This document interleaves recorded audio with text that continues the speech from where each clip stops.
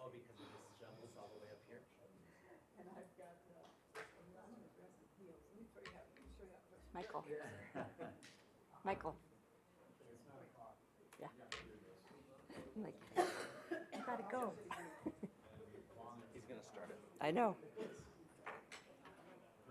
So here, how about that? Just leave it how it Good is. morning, everybody. It is 9 o'clock, and I'm sure everybody wants to hang out here on a Friday morning for longer than we have to. So we're going to call to order the regular meeting of the Regional Transportation Commission for Washoe County. And with that, I would have a roll call. Madam Clerk. Ron Smith. Here. Neil Majardin. Here. Bob Lucy. Here. Lee Gibson. Here. Dale Ferguson. Here. Christina Swallow. Von Hartung and Oscar Delgado are not in attendance, but we have a quorum. Thank you. Thank you, Madam Clerk. You know, and today's a wonderful day, July 19th, and because today is the 70th birthday of one of our illustrious mayor from the city of Sparks, Ron Mayor. I'm Ron Smith. Would you lead us in the Pledge of Allegiance, sir? I'd be proud to. Thank you.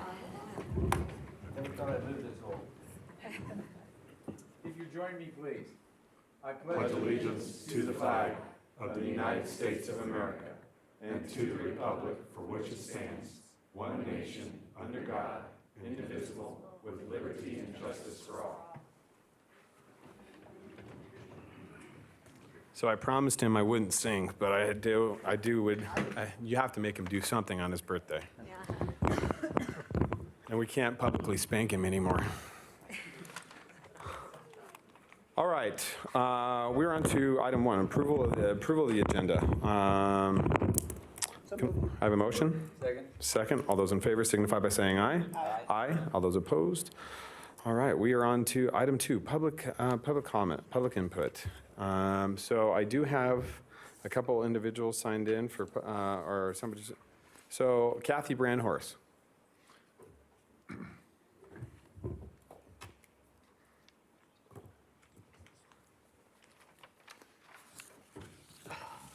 Good morning, Kathy. Good morning.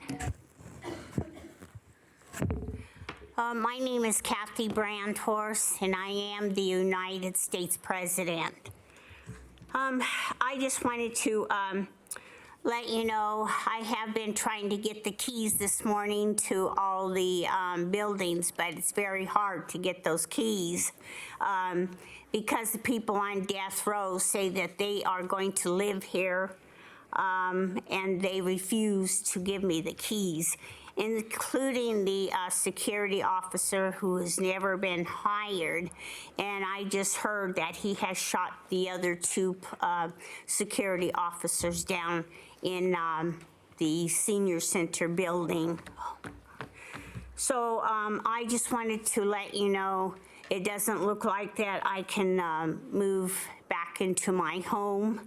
And it doesn't look like it's going to take place either. They refused to give me my keys. So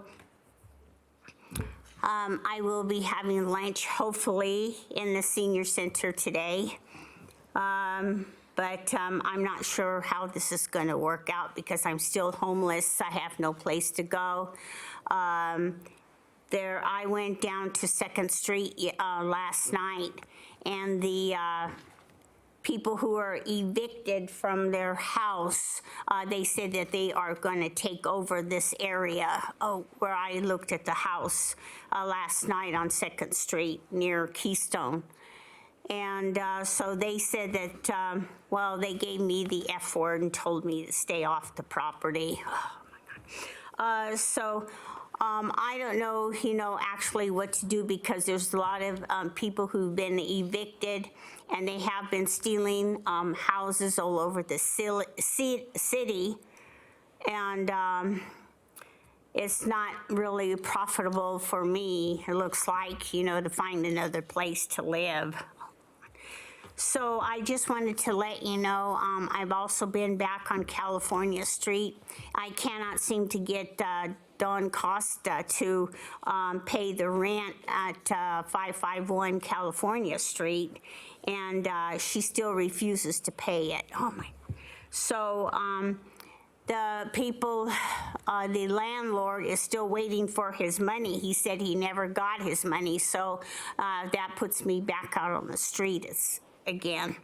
I've been out there since April, May, June, and July.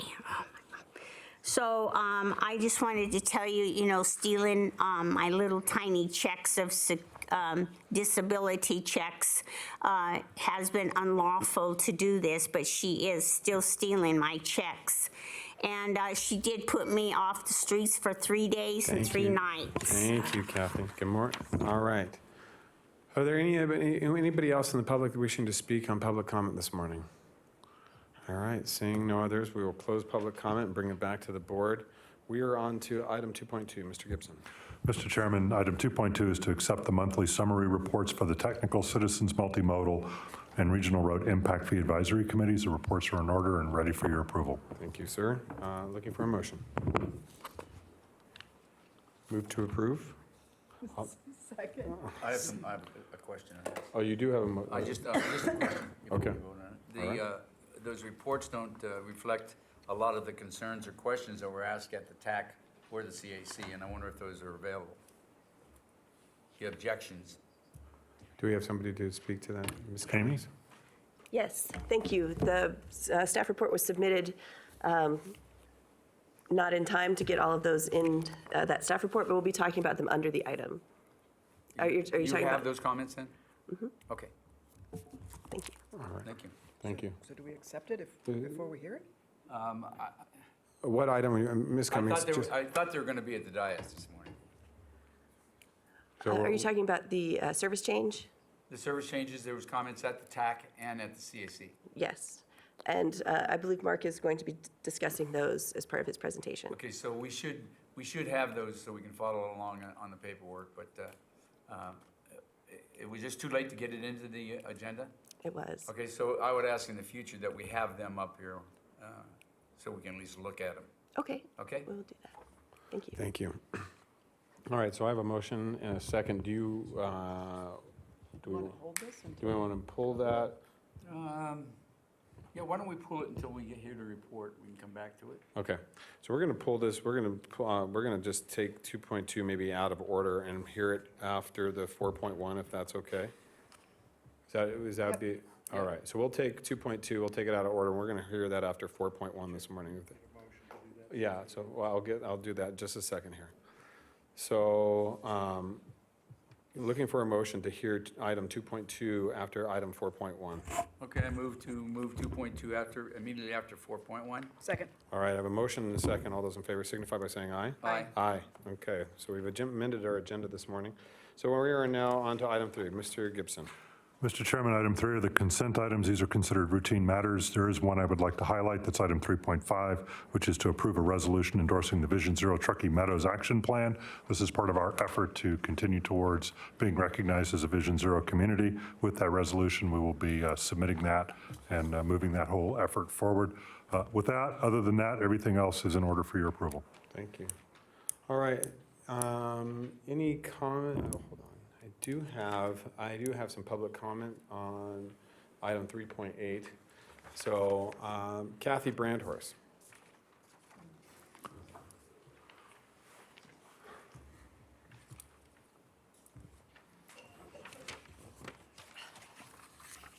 Now, Kathy, this is an item to approve a professional services agreement with Wood Rogers in regards to engineering and design. Okay, my name is Kathy Brandhorst, and I am the United States President.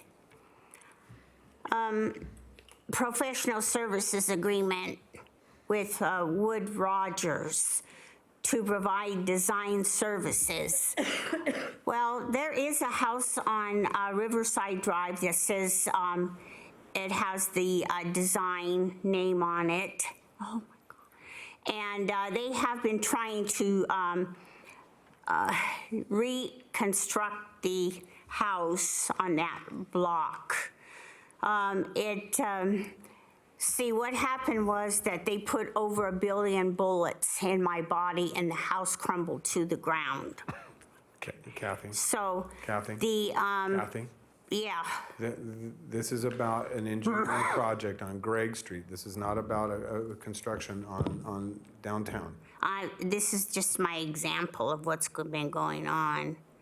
But you have $405,308. It sounds like you're rebuilding a whole house. And somebody is illegally doing it because they have no place to live. That's the only way that they could build a brand-new house for themselves and pay nothing and maybe charge it to the Washoe County again.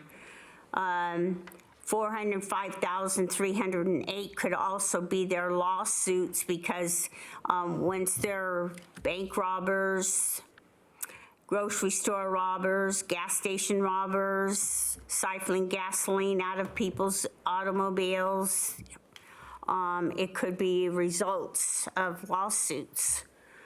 And so I just don't agree with this project at all because it also has rehab. And of course, the first thing that comes to my mind is Eddie's house that has been closed down on the street. I believe that's 6th Street and near the railroad tracks. And that house has never been open for business at all. But I heard lots of prostitution is going on in that house. So I'm not approving this at all. Thank you, Ms. Brandhurst. All right, I see no further public comment on the consent agenda. I will bring it back to the board. Any further discussion on this? I would like to acknowledge all the work that has gone in for the Vision Zero Truckee Meadows Action Plan. This has been a long-standing item here at the RTC, continued work on behalf of us and the state and a number of community stakeholders. But this is always something that we continue to strive for on our regional streets and what we're looking for. So thank you for all those that participated and worked on this going forward. All right, with that, looking for a motion. Move to approve consent items 3.1 through 3.14. Second. I have a motion and a second. All those in favor signify by saying aye. Aye. Aye. All those opposed, motion carries unanimously. All right, we are on to item 4. This is a public hearing. I will open the public hearing. Mr. Gibson. Mr. Chairman, item 4.1 is discussion and recommendation to approve the fall 2019 RTC ride service adjustment scheduled for November 2nd, 2019, including changes to Route 9, the Sierra Spirit, creation of temporary Route 999, and implementation of the RTC Flex Ride Microtransit 6-month demonstration project. What we'll do, we'll have a staff presentation from, and I would like to take a moment and introduce Mr. Mark Maloney, the Director of Public Transportation and Operations at the RTC. Mark was promoted to that position in the last month. He will provide the staff presentation, and we'll move into public input. So, Mark? Thank you. I'm Mark Maloney, Director of Public Transportation and Operations. As Mr. Gibson pointed out, we are doing the public hearing for our November service change. We can click over. And Flex Ride is one of our items. I know this is the, I think, 3rd time we've brought it to you guys, so it's might be getting a little old, but I think we have learned a lot and have some expansion and improvements based on what we have learned. So the idea is to shorten the combined 25-26 and add 2 trippers to and from the Centennial Plaza up to the school 1 a.m., 1 p.m. And what you can kind of look at visually, a graphic of the brown lines of the 25-26 from where the black circle is in the middle at Iron Horse. All of that over to the right would be a new microtransit zone. Centennial Plaza would be the other transfer point, which will have a closed door transfer to and from. So anywhere within the zone, you can go point A to point B, and you can also come over to the Centennial Plaza at any point on that end of it. To give a visual of what the area actually looks like, the darkened area is the expanded microtransit area, and you can see the northern section, the eastern section, and the southern eastern section are all new areas that are not currently served by Route 25 and 26.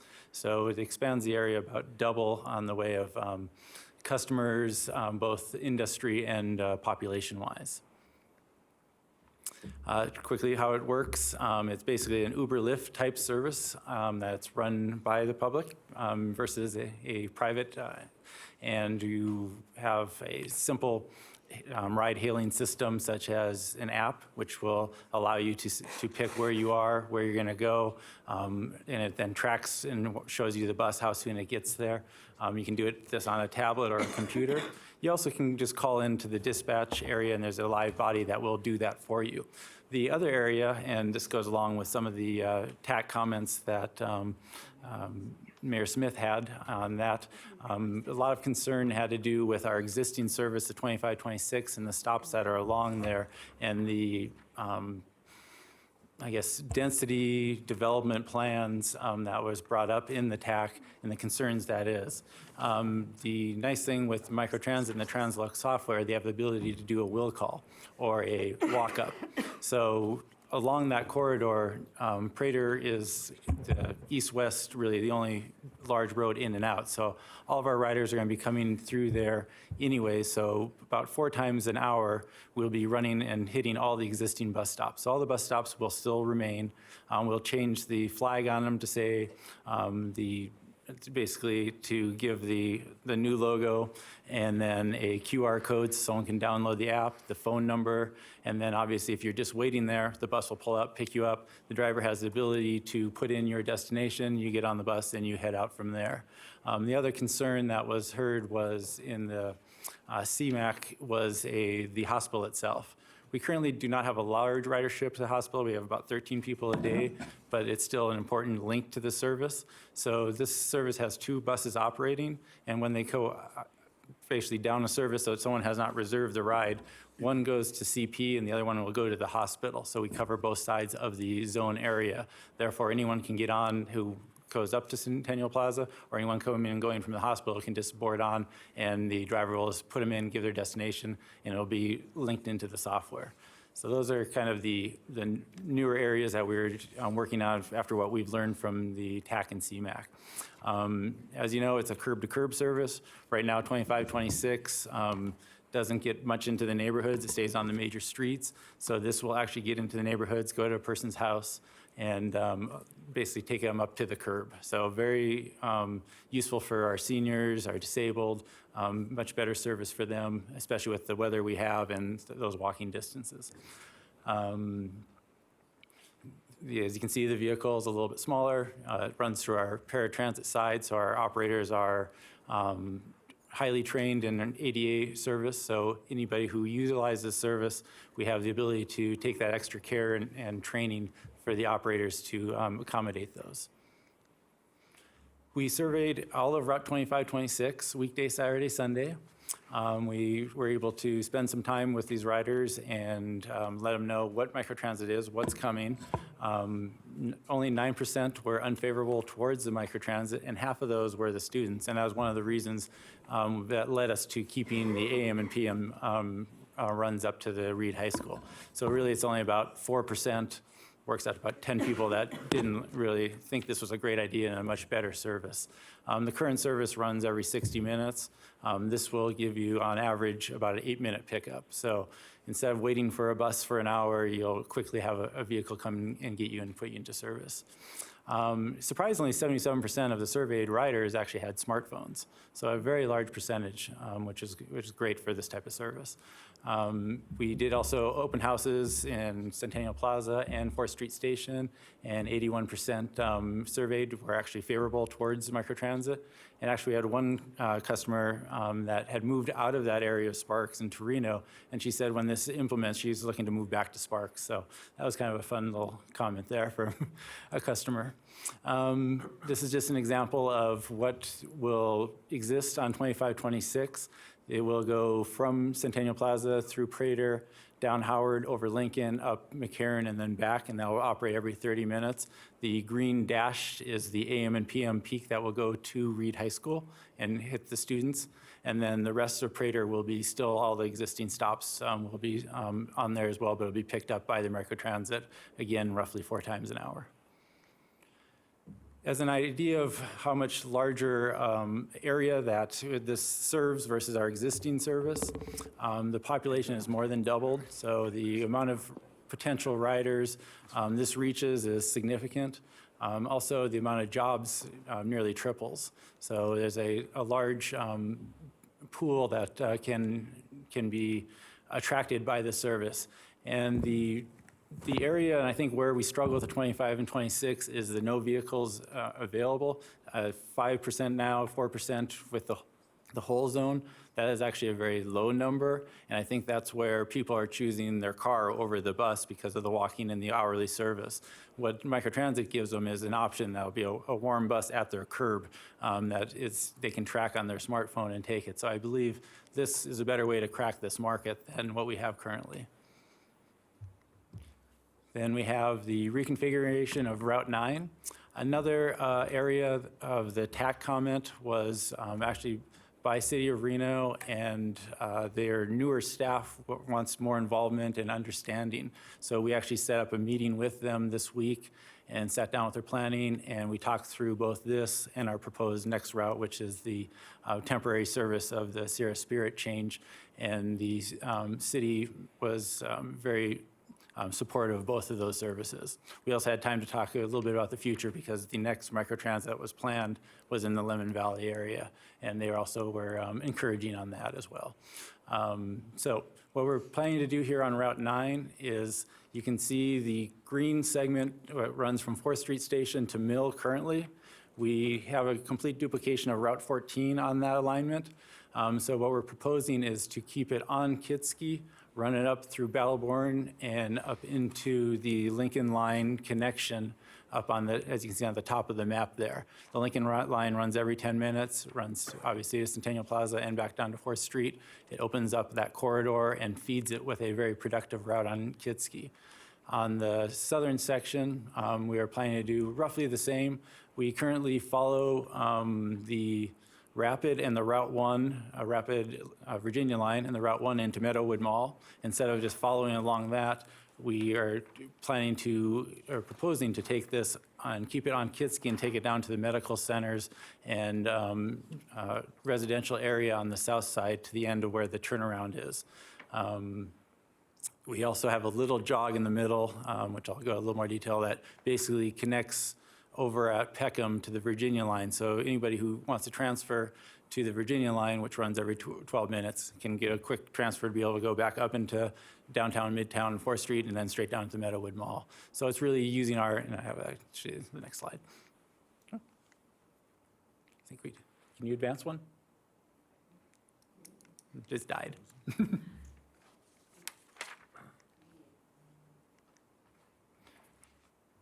Ashley tries to get to the next slide. Next slide kind of points out the kind of methodology of moving towards connecting some of our services to our large investments, our Lincoln Line and our Virginia Rapid. They run very frequent. They have very nice stations. They're great transfer locations. They have transit priority systems. They're very quick to get to their destinations. So there it worked. So you'll see that we have those two key areas to tie this route into it.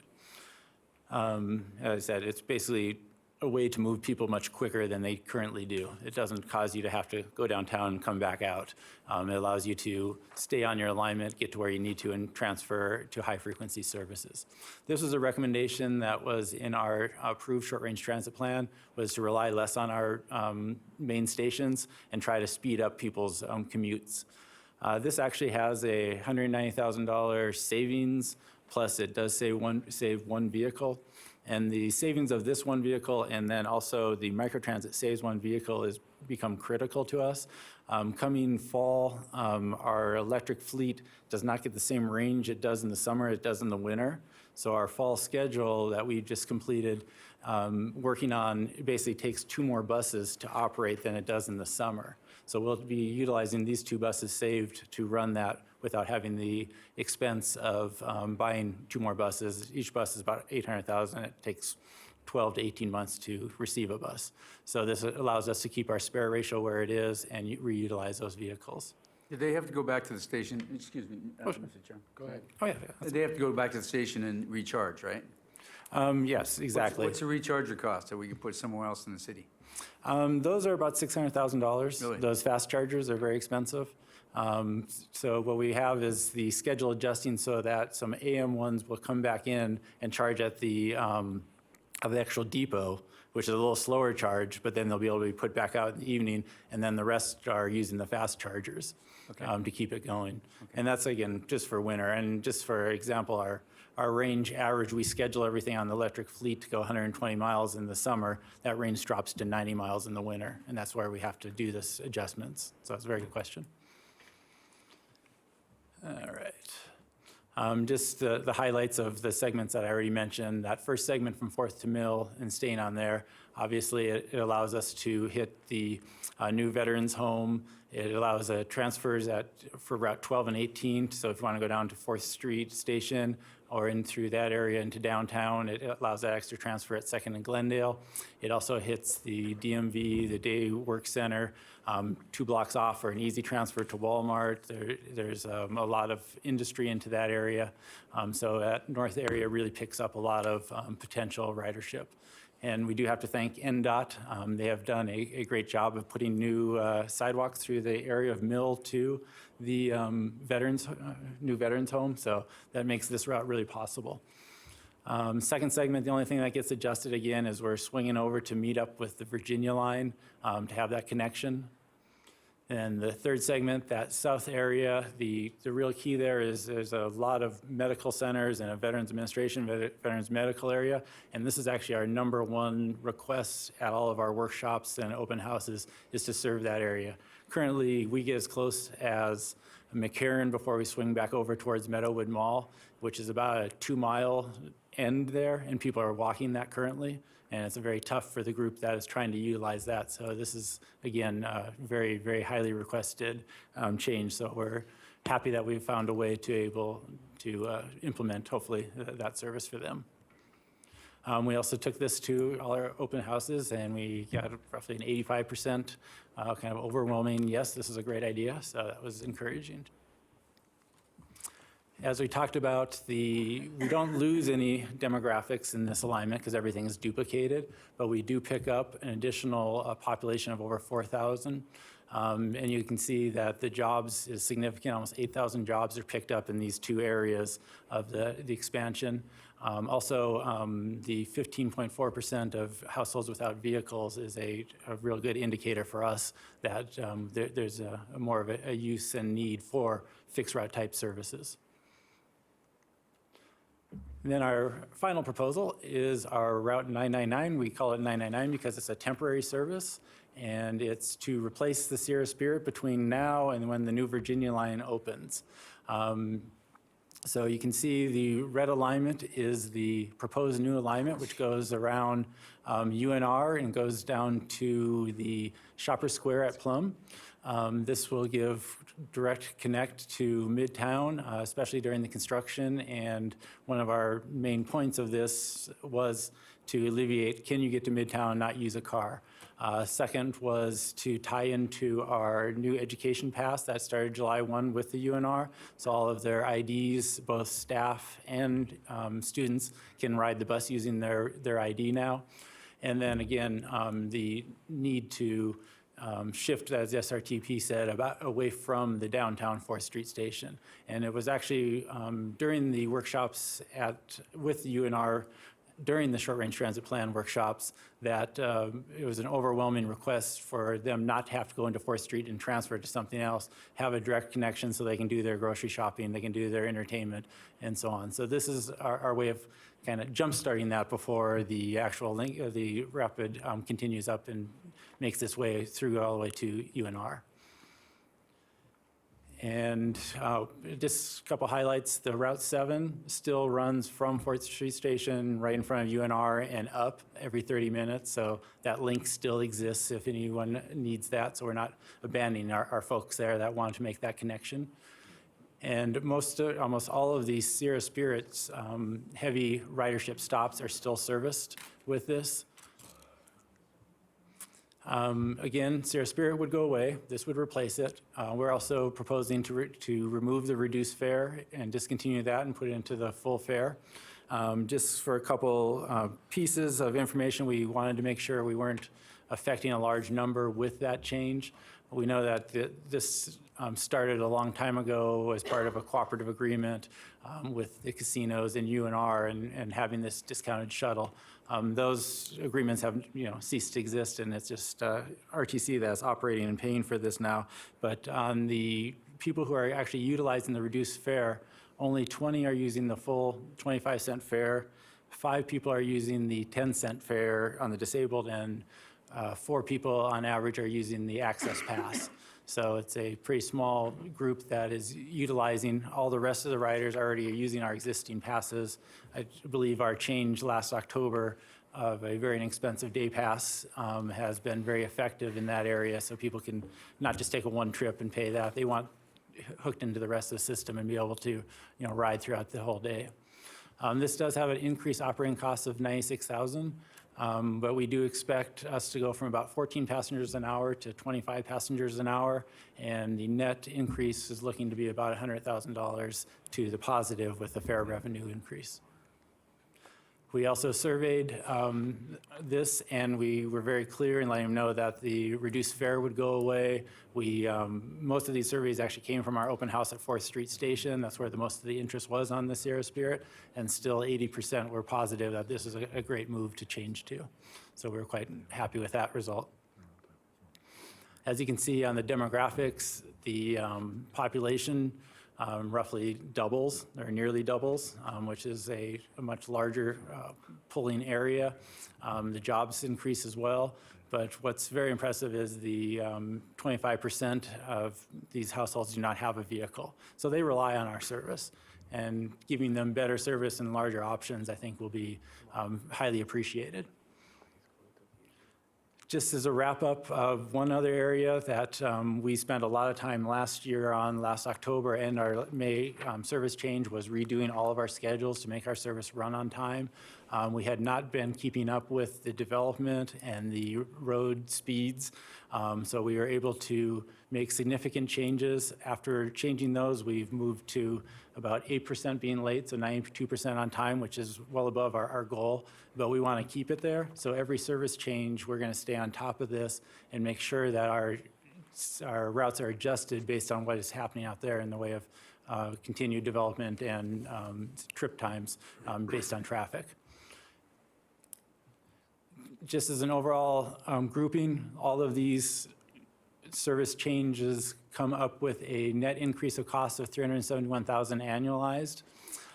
It is a 3.7% increase of service hours, and there is a savings of those 2 vehicles that I mentioned that we're going to need to use in the wintertime. So with that, I'll gladly answer any questions. All right. So, Mr. Smith, Mayor Smith. Thank you, Mr. Chair. How long is the microtransit test going to be? It's a 6-month demonstration. It's a 6-month demonstration. Right. And first of all, I do support the microtransit. What I worry about is once we take a route away, that we never get it back, and I'll get back to that. Okay. So if I'm riding the 25 or 26 and I'm going to Northern Nevada Medical, and I get out there at 11 o'clock because the bus is coming by every 60 minutes, whatever it happens to be. Exactly. If I get out there at 10:30 in the morning, will a microtransit bus come by? Yes. So, Without me calling them, they'll show up. right, and as I mentioned, what we're going to do is make the medical facility, the hospital, and Centennial Plaza the 2 hubs for the 2 buses. So they will always return back to those 2 areas and then pick up anyone who wants to walk on or who is called for the service or has done it on their app. So the bus service will continue for the next 6 months, and Yes. then we'll add microtransit to that. Yeah, well, the microtransit will be that bus service. So it'll be the microtransit vehicle that is out there. So there's 2 microtransit vehicles that will be cycling all this time. So they'll be cycling much quicker. So right now, like you mentioned, it goes to the hospital once an hour. We should be at the hospital 4 times an hour. So it'll give a lot greater amount of service. And that's actually the driving factor of the additional dollars that we're spending here, is adding those additional services to that area. Okay, so if I'm sitting at home and I want to go up to the hospital, I have an appointment, I can call them, they'll pick me up, and they'll drive that route and pick up anybody else at the bus stops on the way. That is correct. Okay, you know, the only thing I would like to see is automatically after this 6-month program, we revert back to the bus and then bring it back before the board and make us say, okay, how'd it go? What happened? If we don't like it, we have that bus service Right. continue. Yeah, I would actually suggest we come back in a 3-month period and let you know, because we'll be surveying the customers, talking to them. There's going to be a significant amount of marketing and hand-holding as we go Okay. through this. So we'd like to bring it back in like 3 months and tell you, hey, everyone likes it, this is working well, this isn't, we'd like to adjust this, or it's not working well, and we will go back to the current routing. And when will we start this service? November 2nd. Okay, And the 6 and- months would end with the May 2nd service change. And at the last meeting, I said it's time to get bus service out to Spanish Springs. Maybe we use that Microtransit to start that service out with just those buses. Yes, actually, Spanish Springs is a great location for microtransit. We think this pilot will give us that knowledge. The plus with this pilot is we have some existing ridership, so we'll have some base to start off. Spanish Springs is going to be all new, and so what we learn here and what we can market here, we can then go up into the Spanish Springs area. We have done kind of an area look at Spanish Springs and for microtransit and some scenarios already up there on that. So obviously, there's costs and things, and we'd be bringing that back for approvals and budgeting and so on. Okay, and the only other thing I worry about is somebody gets on a regular bus and all of a sudden it stops and says, you got to get off, I'm not going to the hospital anymore, then this person's confused and they don't know. Make sure the bus drivers are cognizant of exactly how these people can get picked up so they're not worried about it. Yes, and that's a very good point, and that's why we go with, it's going to take quite a bit of marketing and training, and that's one of the things is knowing both services, because they are run out. One's going to be our fixed route, one's going to be our paratransit, and they need to be able to communicate and be trained. Okay. Maybe we can have cards, business cards made up with the phone number to call for the Microtransit. Definitely. We're going to have flyers hand out by both sides of the drivers, how it works, how to get help, and so on. Okay. Thank you, Mr. Chairman. Councilwoman Jordan. Thank you very much. So starting November 2nd, the 6-month period begins for the Sparks routes. Right. Is it then that the Lemon Valley will begin after that 6 months? So in other words, we're going to end up having 2 pilots, so in essence, a year's worth of data? Yes, that is correct. So with the May service change, everything goes well, we would start the Lemon Valley one. Okay, and Lemon Valley would be all new, so that would be all new data we would be gathering from up there. There is a portion of Route 17 that will be incorporated into it, and then part of Route 17 will be grouped into Route 7. So there is some existing ridership that we hope to glean off, and then a transfer point will be kind of two. A southern one will be Bonanza, and the northern one will be in the Walmart. Okay. How do you deem, so let's say the Sparks route normally travels a certain, fixed road, and you used Reed kind of as Yep. one of the pickup points. How far back into the neighborhood will the microtransit go? How did you determine who the boundaries? How'd you determine that? It's a very good question. We actually hired Transloc, which does the software. They also do the modeling. And part of that modeling is looking at where the neighborhoods and the industrial area is versus travel time, how many vehicles, how much expense, and how long of a wait time. We didn't want anybody, at the worst-case scenario, waiting more than 15 minutes. So on average, we should have about an 8-minute wait. So when you call it or do it on your smartphone, you should have a bus there within 8 minutes. If you stretch an area beyond, then that starts degrading. And we didn't look on that end of it. The other areas, we have Route 21 that comes up and through the marina area, and we stayed as more of a transfer to that and not encroach into too much of the Route 21's alignment, and we don't want to take the ridership from that away. So that was kind of that end, and then there's kind of a natural break on the east with the hills as how far as development's gone, and on the north, it kind of was the same thing. You had kind of a major break and then kind of nothing until we get up into the Spanish Springs area. Okay. And then after the full year of piloting, I guess is the best word, and data collection, then the board will determine if we can expand this into areas that are underserved or not served at all, or replace routes with this service. Correct. Okay. And we're actually hoping to have a transit workshop in the next month or two, so that would be all discussed and looking at those options and kind of looking at, we have probably 5 to 8 highly asked for service areas that we'd like to explore with the board. Somerset? Thanks. Yes. We actually did model Somerset on this. Mr. Malone, I have some questions, and I have some comments about this too. So you talked about the outreach. What exactly is their outreach? Have we started that outreach? When is that outreach going to start for these changes? Actually, it wasn't going to start until after we get approval. So once we have approval, that outreach, in a way, it started because we surveyed every existing rider. So all of our existing Do you riders. have outreach ready right now if we were to approve today to start tomorrow? We are doing the marketing call next week. We had a marketing call before we hit the legislative hurdle. So we have a lot of the materials, but since then, it's been 6 months, and they actually have some newer materials. This is Transloc, the company that we have hired to help us develop this. So we'll refresh those marketing materials and come up with the kind of the new strategy of how, where, and when. Okay. I have some real concerns with this, and we've talked about it from this board a number of times about expanding service. We've heard it from Commissioner Hartung, we've heard it from Mayor Smith in regards to expanding service into Sparks and out into that northern part of Spanish Springs and Red Hawk area, which is significantly growing and has a significant population that needs to be served. I'm concerned that instead of moving this microtransit out into an area to study more traffic patterns and ridership in areas that are currently not served, we're going over an area that is served and utilizing microtransit and where we know some kind of the ridership. It doesn't make a whole lot of sense to me in regards to, as we're doing in Lemon Valley, where we're doing it in an area that is kind of minorly served, and we're going to gather some greater data to understand if we need to put new routes, new fixed routes, how we address that.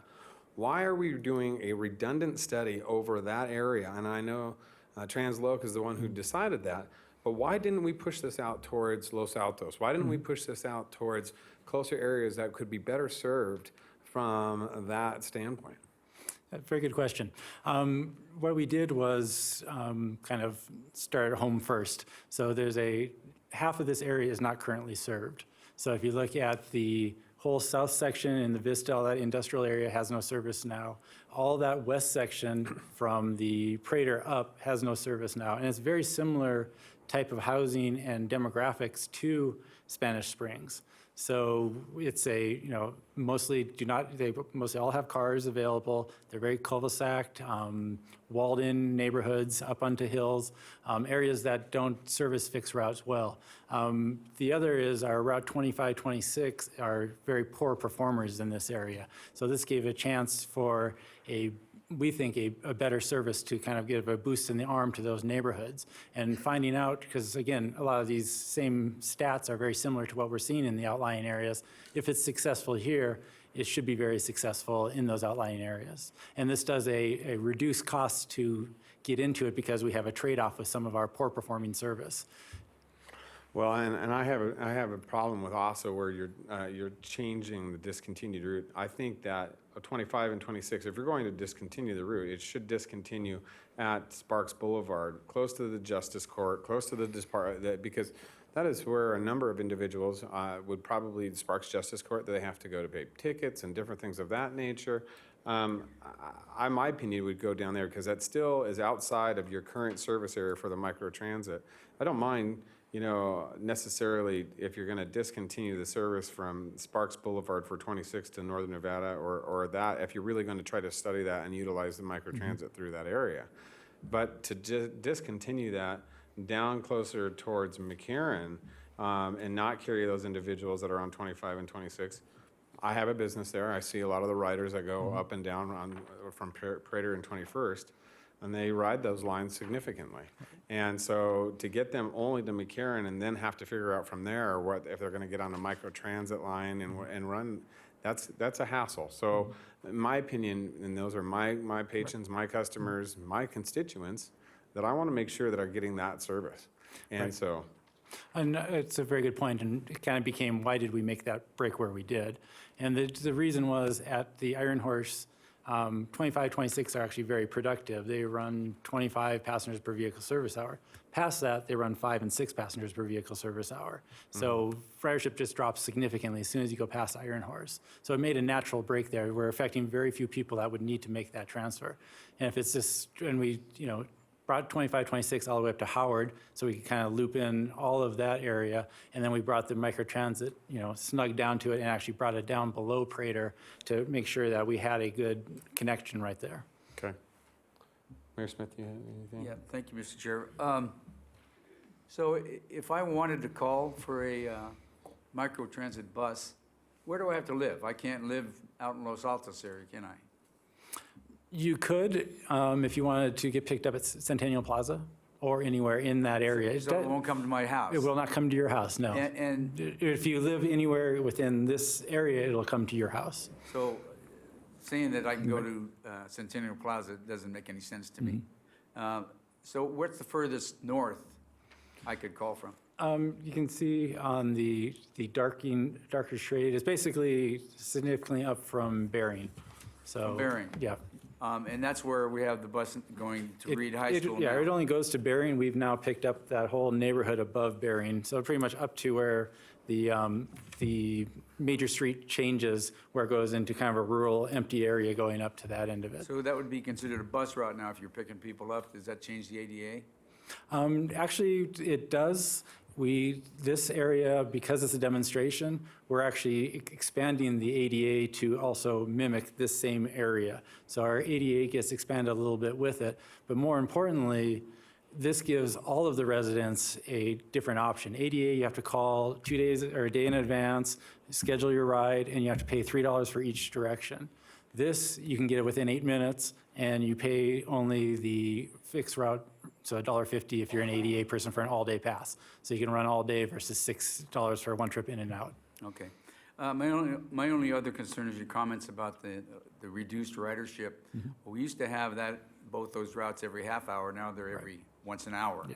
So people may have searched out other transportation. So to keep diminishing the service and to say, now they're not riding the bus, I don't think that's being ingenuous. So.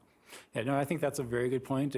It's a self-fulfilling prophecy when you pull back service. We can and that's why eliminate the service altogether and Right. then say, hey, Yeah, no there's one's no riding. ridership. Exactly. Well, that's why we think the highly expanded service will do well. Okay, thank you. Mark, one last question for you as well. How many road miles of service are we actually eliminating between the section of 25 and 26? You know, roughly? Michael, do you have miles? I mean, distance. We'd have to get back. So here's what and I don't need a number. Right. This is my comment, and this is what I'd like to see. If we decide to go through this today and process this exercise, the amount of distances that are taken away from 25 and 26, I would like to see expanded after your study into other parts of Sparks.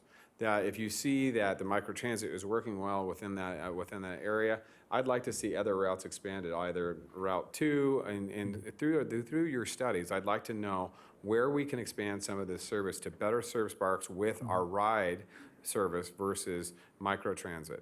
And so if we're going to take areas away, I'd like to know, I don't want to take anywhere, to Mayor Smith's spot, I don't want to take anything away. If you're going to take it away from one area, I wanted you to put it somewhere else. And so they're traveling the same miles they are today consistently, and we're just adding that microtransit opportunity. But I want to see that go forward somewhere else. Okay, got it. All right, any other discussion from the board in regards to any of the routes or that? Okay. All right, this is a public hearing, and I'm going to open it up to the public for public input at this time. I do have Mr. Scott Carey signed in.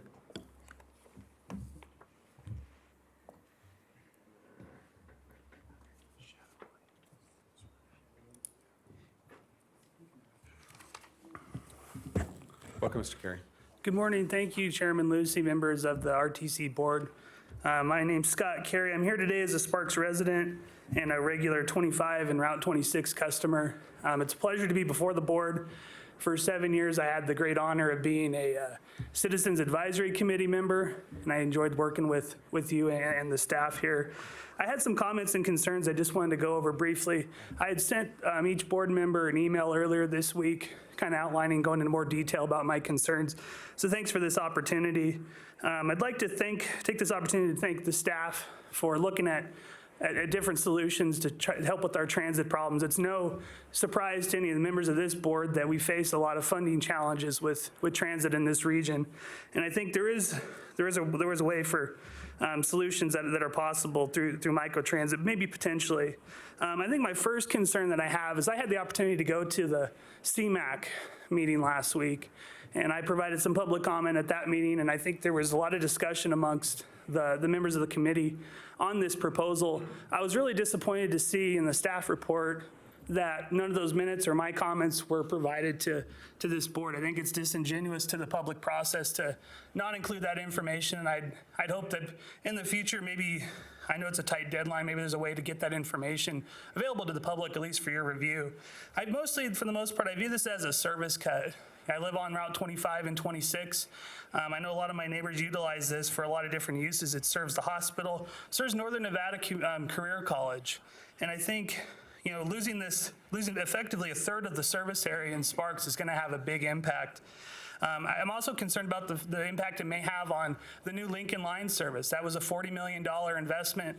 This is the main feeder line to the east, and I'm concerned about losing potential transit service from that.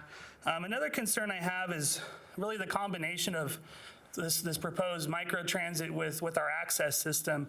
As I understand it, essentially what we're doing is we're taking the paratransit vehicles, we're putting new paint on them, and the people that take access, it will be combined with the folks that are, be calling this Uber type service. I've talked to a couple of paratransit riders, and they're concerned about that this will be a change. Some of them view it as a service decrease.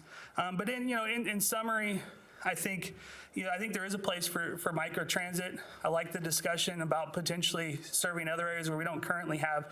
I just think it's a tough pill to swallow for us in Sparks with losing a third of our fixed route service, having it replaced by really a complete change in mode of transportation. And I think there's a way that we could utilize microtransit to serve the existing routes and increase ridership and help with those solutions that we need for transit moving forward. I thank the board for their time and consideration. Thank you, Mr. Carey. I appreciate that.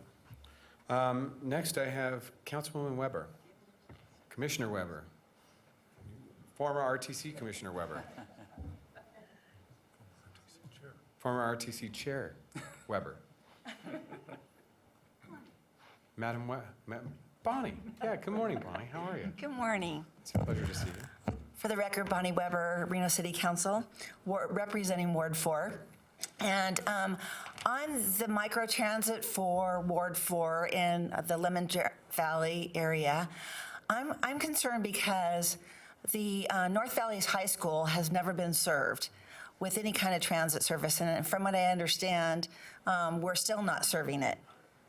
I'm not absolutely positive, but that's what I'm concerned about as far as it really needs to be served.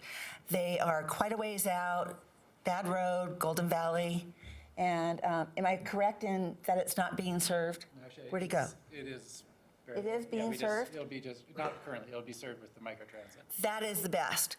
I'm done. Right on the edge. Thank you, Councilwoman. We really have had nothing out there for so long, and those students having to walk down for the bus service. So I appreciate it. Thank you. Thank you, Councilwoman. I have nobody further signed in with me at this time. Is there anybody else wishing to speak on the item? Seeing none, we'll bring it back to the board. And so we are now to a point, is there any further discussion by the board in regards to this item? Commissioner Jordan. Thank you very much. I do think I want to take a moment. I know Las Vegas launched something not quite exactly like this, but it goes from I think the airport to the Strip. Does it pick people up? Yeah, it's a microtransit. It does not do you have to basically schedule that one. It does not do the live pickup.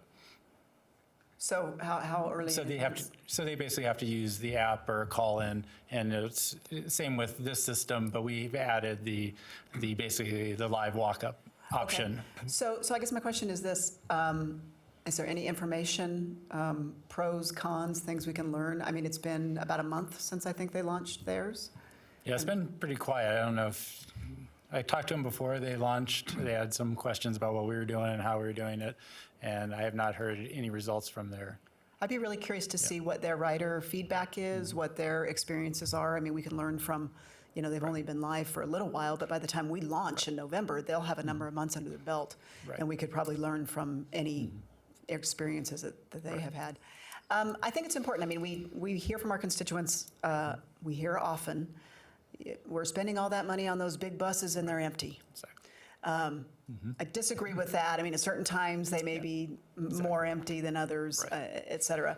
I applaud staff. I applaud everybody for coming up with creative ideas to try to keep us fiscally sound while at the same time meeting our ever-evolving technological and demand needs.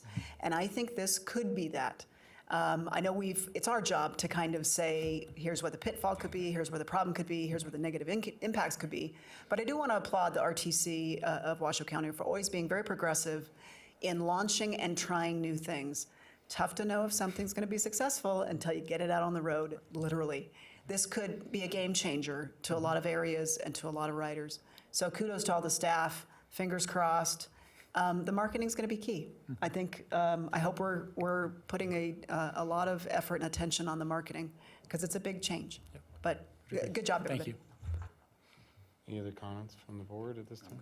You know, Mr. Maloney, I agree with the vice chair that this is going to be key. And as you look down that Vista Boulevard section, and I know that is an added section, there's a number of businesses, warehousing jobs, a number of individuals that would probably utilize, and it would take some load off of Vista as it talks of road miles traveled. What I'd like to see is that we do some sort of, Mr. Marino, I'm looking at you, some sort of outreach to all of those businesses throughout Sparks, especially within the industrial area, how we can help their employees access and utilize this microtransit during the 6-month period and get that started immediately if this is approved. I think the outreach is going to be crucial. When you change routes and you take things away from people, you need to make sure that they understand, because even Uber itself, with its launch, it took a long time for people to grasp the idea, to feel comfortable with the idea about grabbing that. And so this is going to be this is not Uber, this is not a taxi, this is not a fixed route. This is completely different than what most people are saying. So this is a new concept. So we have to be willing and able to walk people through this step all the way to start to finish. Because when change is inevitably concerning to anybody. And so I want to make sure we cover that as we move forward. So, all right, at this time, looking for a motion to do something. I'll make that motion to do something. Yeah, okay. Move to accept and adopt the microtransit as proposed with the comments and modifications as identified. Mr. Just to clarify, approve the fall 2019 RTC ride service adjustment. Yes, Dale. All right, Mr. Maloney, are you clear with that direction? No, I got it. Thank you. All right. Second. I have a second. All right, I have a motion and a second. All those in favor signify by saying aye. Aye. Aye. All those opposed? Thank you. Motion carries. Thank you very much. Mr. Chair, we'll bring a report back next month on how we're doing with the customer outreach marketing. I do believe there is a very concerted need to sit down with all of the users in that corridor, including Mr. Carey, to walk them through how this service will change. So we'll give that report next month. Madam Clerk, will you also note that Commissioner Delgado arrived? Thank you. We are now going to move back to 2.2 to acknowledge the Citizens Multimodal Regional Road Impact Fee Advisory Committee. So at this time, Mayor Smith, Vice Chair, do you have any further questions that you would like to talk about this? Well, we still haven't seen the comments from the, Do you want to save this until next meeting, until we can see the comments? Amy Cummings, RTC, we'll have the minutes available at the next meeting. okay. Okay, you have, for both TAC and CAC. Okay, I'm good with that. I just want to see exactly what they said. We're doing this kind of backwards. So we should have those. If it doesn't, in the future, if it doesn't make the agenda on time, we should have the written comments up here. Okay, Okay? thank you. Thank you. All right, so I have a motion to approve the Citizens Multimodal. Do I have a second? Second? You made the motion. Oh, I did? Yeah. Oh, I'm sorry, I wasn't paying attention. So, Creative, make it end. yeah. It's your birthday. Yeah, it's his birthday. You can do a I lot can of do what I things. want, yeah. yeah. So I got a motion from Vice Chair Jordan, second from Mayor Smith. All those in favor signify by saying aye. Aye. Aye. All those opposed, motion carries unanimously. All right. Mr. Gibson, we are on to director's reports. Mr. Chairman, thank you. So the RTC, as we all know, works to encourage new riders to our transit system. So we have 3 free transit ride opportunities coming up. The first is the Reno Garlic Fest. That will be on July 20th, that's tomorrow, from the Reno Sparks Livestock Events Center to the Pat Baker Park. This will be from 3:30 p.m. to 8:30 p.m. Free rides are offered only to the public using the park and ride lot at the Livestock Events Center to get to the Garlic Fest. We will also be offering on Saturday, July 27th, all day. We will be giving free rides or offering free rides on RTC transit services to the Northern Nevada Pride Festival and Parade in downtown Reno. And Hot August Nights is coming up, and we will be offering free rides on the Rapid Service, the Virginia Line, and Lincoln Lines starting on Wednesday, August 7th through Saturday, August 10th from 5:30 p.m. to 12:30 a.m. and all day on Sunday, Sunday, August 11th. Information is available at rtcwashoe.com and RTC social media channels. You can also go to the special event websites as we're there as well. In addition to supporting these community events, it also helps to introduce RTC transit service to new customers to increase ridership. So we are hoping that these events will help us bring more folks to the transit system. These events are also promoted through, and this is very important, the Don't Drive Arrive program to help folks be able to celebrate, but also provide alternative modes so as to avoid at-risk driving and use of our transportation system. Second thing I want to highlight, UNR and TMCC students, faculty, and staff have a new free transit option as of July 1st. Their campus IDs can now be used as transit passes called UPass for UNR and EdPass for TMCC. The transit pass enables the university and community college folks to ride RTC fixed route transit services free using their campus ID cards. This is a new program that will provide alternative mode for these folks. This is a big thing we've been working on for a long time. It's been something that's been demanded by UNR, asked for by UNR and TMCC, and so we are happy to be able to do this. We have more information about the program. Yes. The Vice Chair has a question for you. Sorry to interrupt, and I think he might have covered it. So when the microtransit for the Virginia Street, the Spirit line, that goes up to the university? Yes. That they would ride for free that during the pilot period as well? Yeah, actually, they'll be able to ride for free for the new temporary service and also for the rapid when it gets extended up there. That is significant, Yeah. and that'll be some great data. Right. Because the student population, I think, has been under-transported, Yes, I guess is yes. the No, best way to we're put it. hoping that it really opens up. And this is right up their alley. A new Okay, thank you. market. Yeah, this is, just to go off for a minute, this is something we've been working on for a long, long time, and it's something that is going to inculcate into especially college students that desire, ethic, behavior pattern to use transit. And so I'm very proud of staff for finally getting all of this hammered out and ready to go. And I think in that day, and we'll talk about this later in the agenda, in 17 months, when Virginia Street's done, it's not 18 months, we've had a month, this is going to be something that will really, I think, fuel ridership. So no pun intended. So with that, I'd like to point out the RTC is recruiting members of the Citizens Multimodal Advisory Committee, or as we call it, the CMAC. The CMAC provides input to the RTC on issues related to our public transportation, regional street and highway program, and our multimodal transportation planning efforts in the region. Meetings are held the first Wednesday of the month from 5:30 to 7. Interested individuals can go to rtcwashoe.com to complete a membership application and learn more about just what the CMAC does. I believe that concludes my report. So with that, we can move on. I appreciate it. We do have some public comment signed in for item 5.1. I have Jeremy Mankey.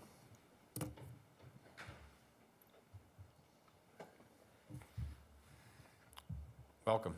Good morning. My name is Jeremy Mankey. I am the president of our center here in Reno, the LGBT Community Center, and also chair Northern Nevada Pride.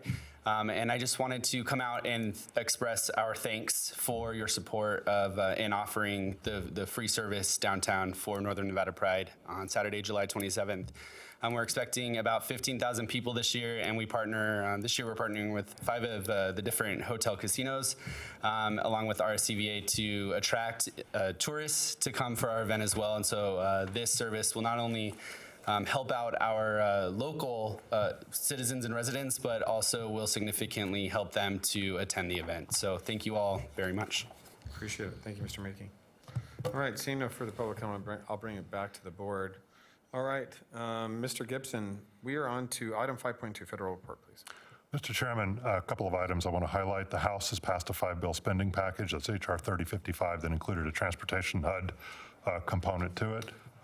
The House amendment adopted included an amendment to the low or no emission grant program that would increase funding by $6 million, and an amendment was also included to increase the existing build set aside of $15 million for planning, preparation, and design of transit-oriented development, and multimodal projects to $20 million. I mention that because we've been in discussions with member entities about going after some TOD planning money.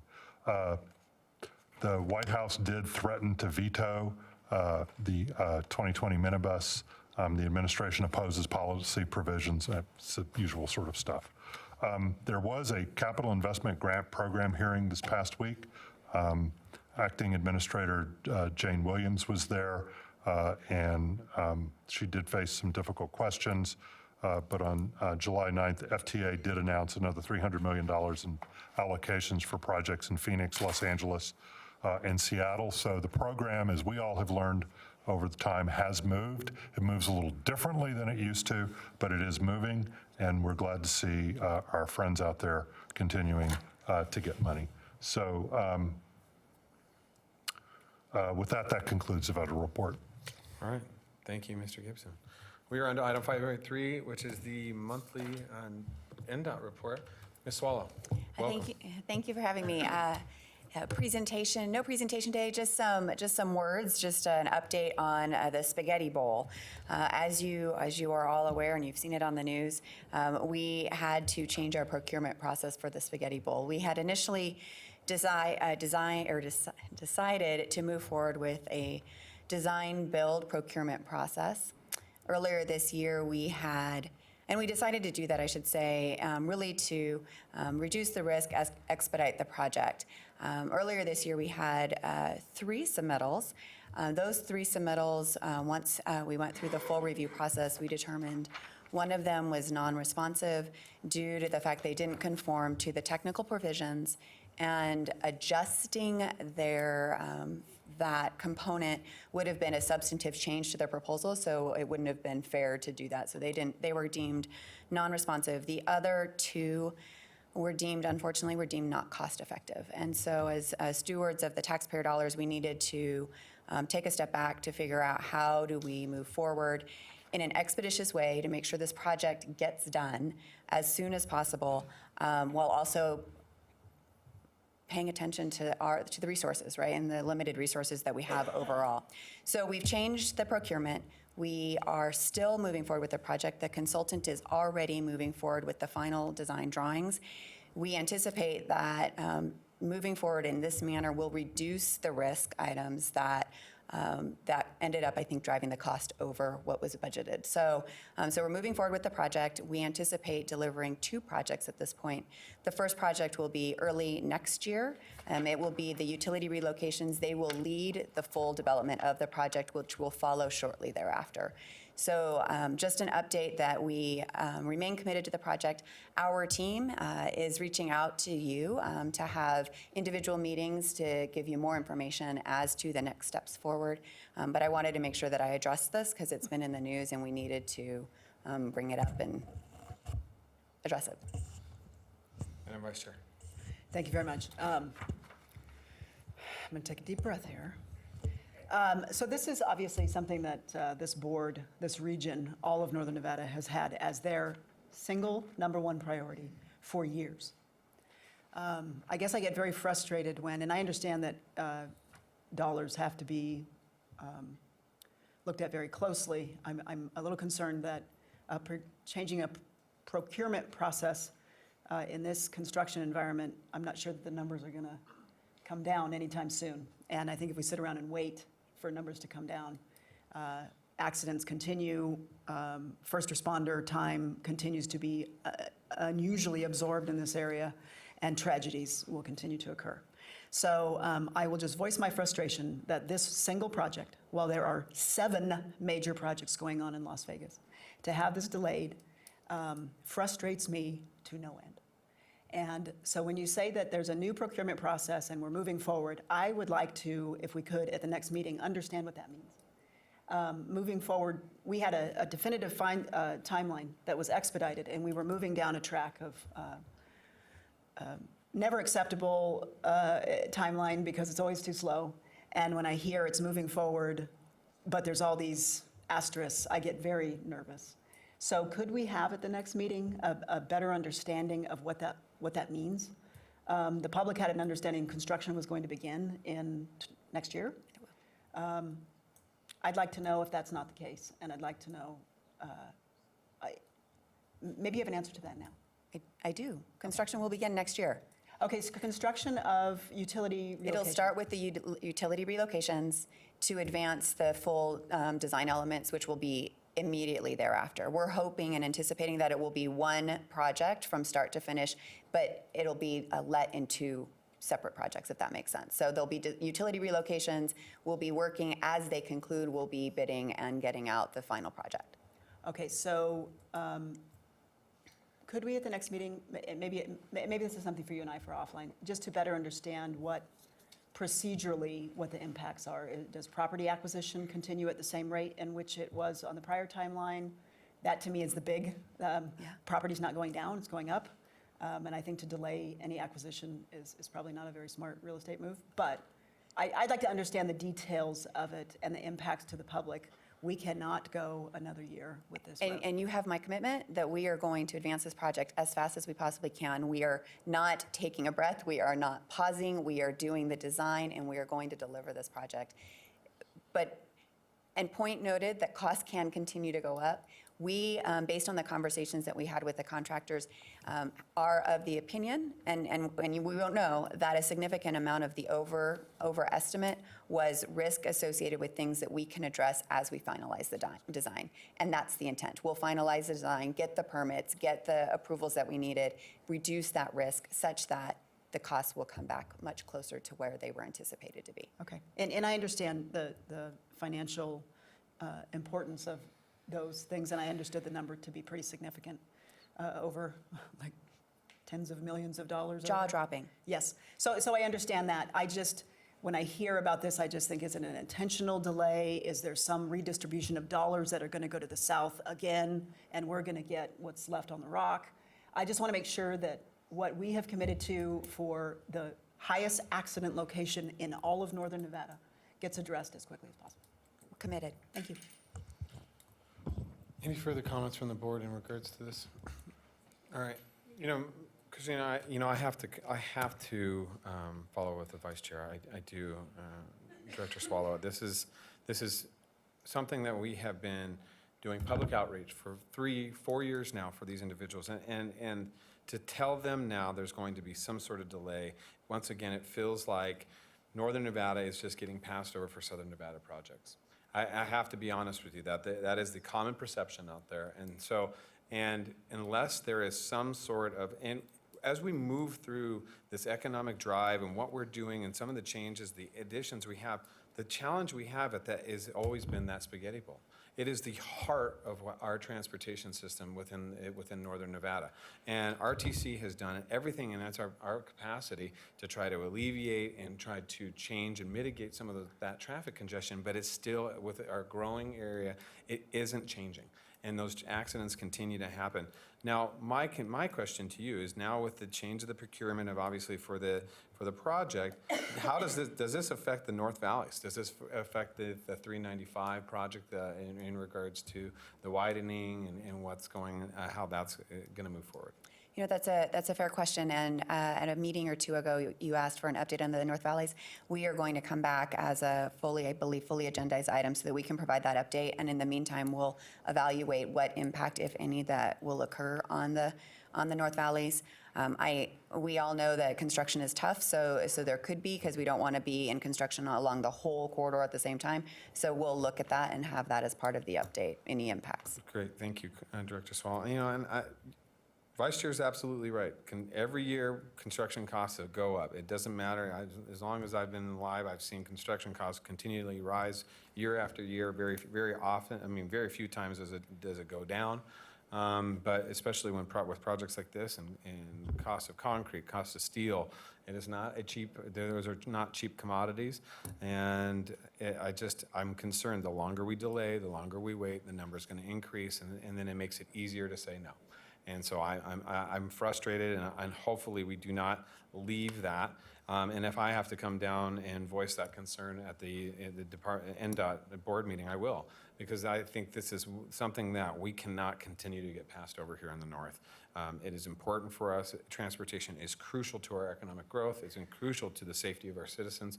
And if we don't get this right, and if we get passed over again, it'll be very upsetting for me. So with that, I thank you for your report. I appreciate it.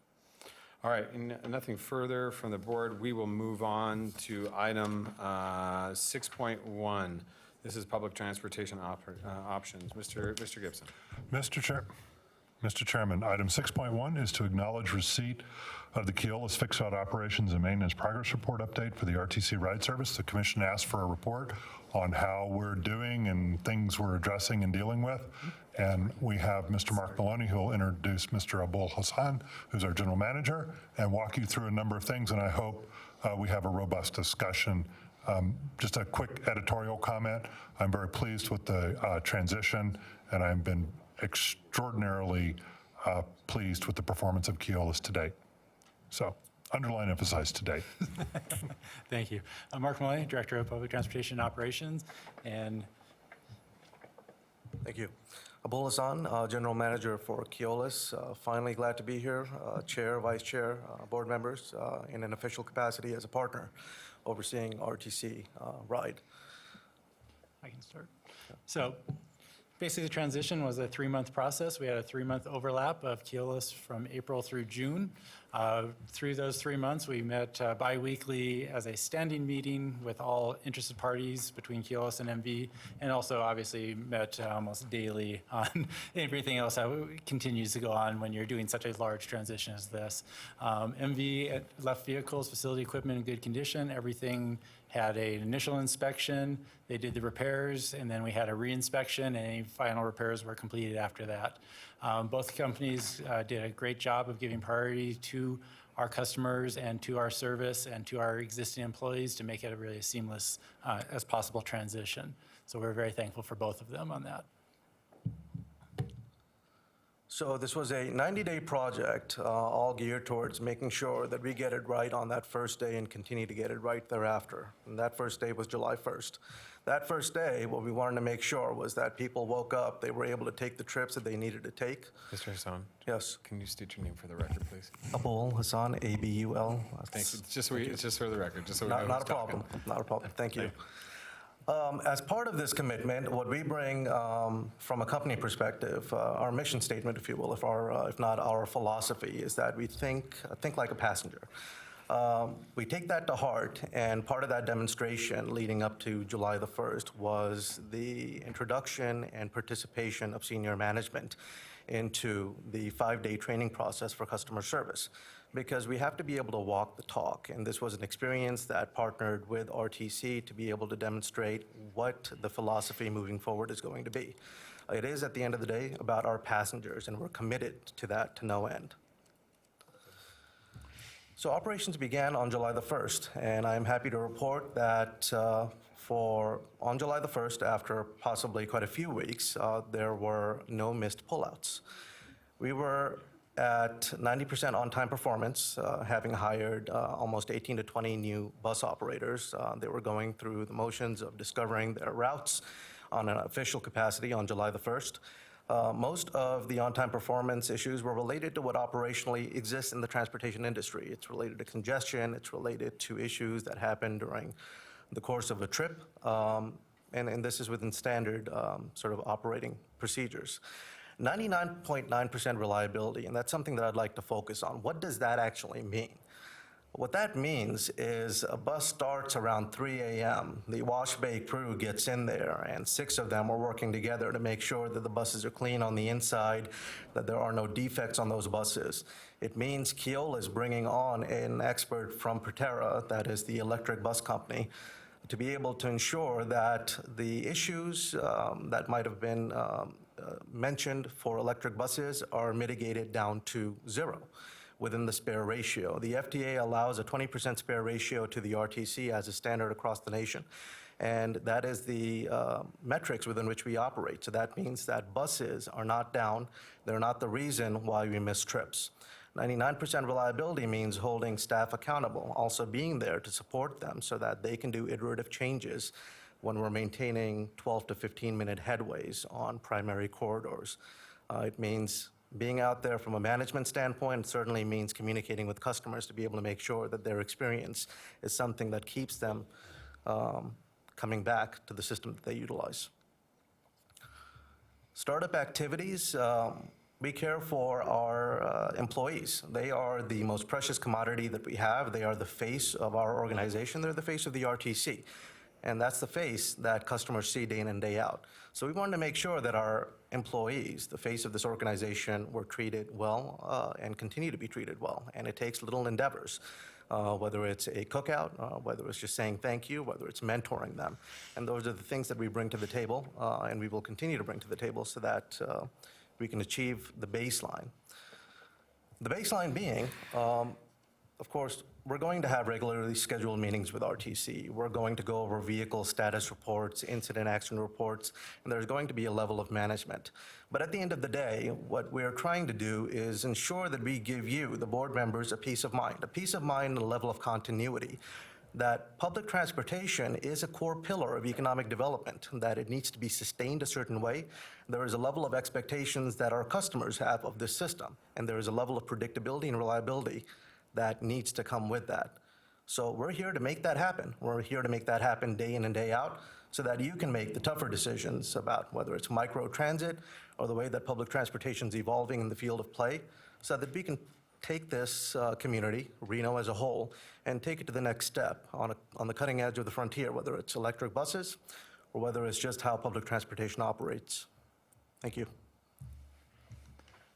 And we're glad to take questions, but one item that we know the board had a lot of concern was, on that reliability, how do we back that up? And I do have to mention Keolis, from day one, has had a standby bus. So if something happens on a bus, an incident happens, an accident, customer has an issue, someone spills on the bus, they have another bus to back that up that's ready to go and be inserted in. And those, that first week of service, the 6 missed trips, those were minimized to maybe 15, 20 minutes where they had their standby bus back out and operating. So it was a very, very minor amount of service that has an interruption to our passengers now. So we're very pleased on how we're headed in this direction. I know that was a big concern of the board. All right, thank you very much, Mr. Hassan and Mr. Maloney. Are there any questions? Vice Chair. Thank you very much. I did want to say thank you. Normally when things aren't going well, I get emails, and I haven't gotten any emails, so that's a good sign. I did also want to say I thought your handling of the driver that was not allowed to be on the bus and the way you addressed that, you got communication out quickly, you met with the media quickly, and you came up with a very comprehensive kind of expanded security approach. I thought that was very well done.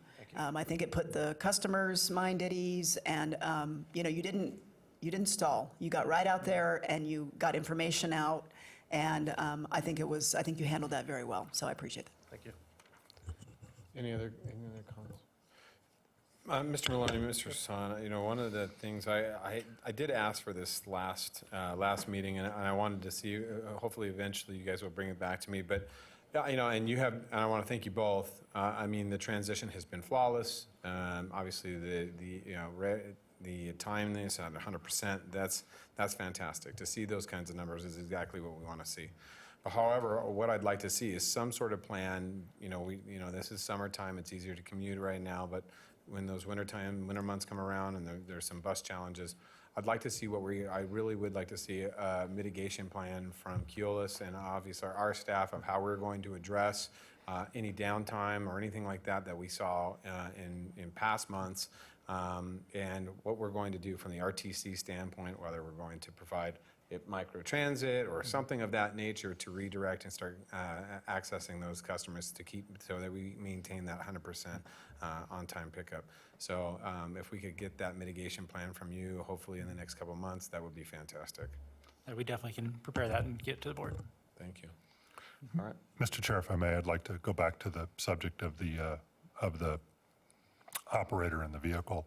It's my understanding after an investigation and sort of understanding some of the issues, the district attorney has decided not to press charges, which I think we agree with that. So That is correct.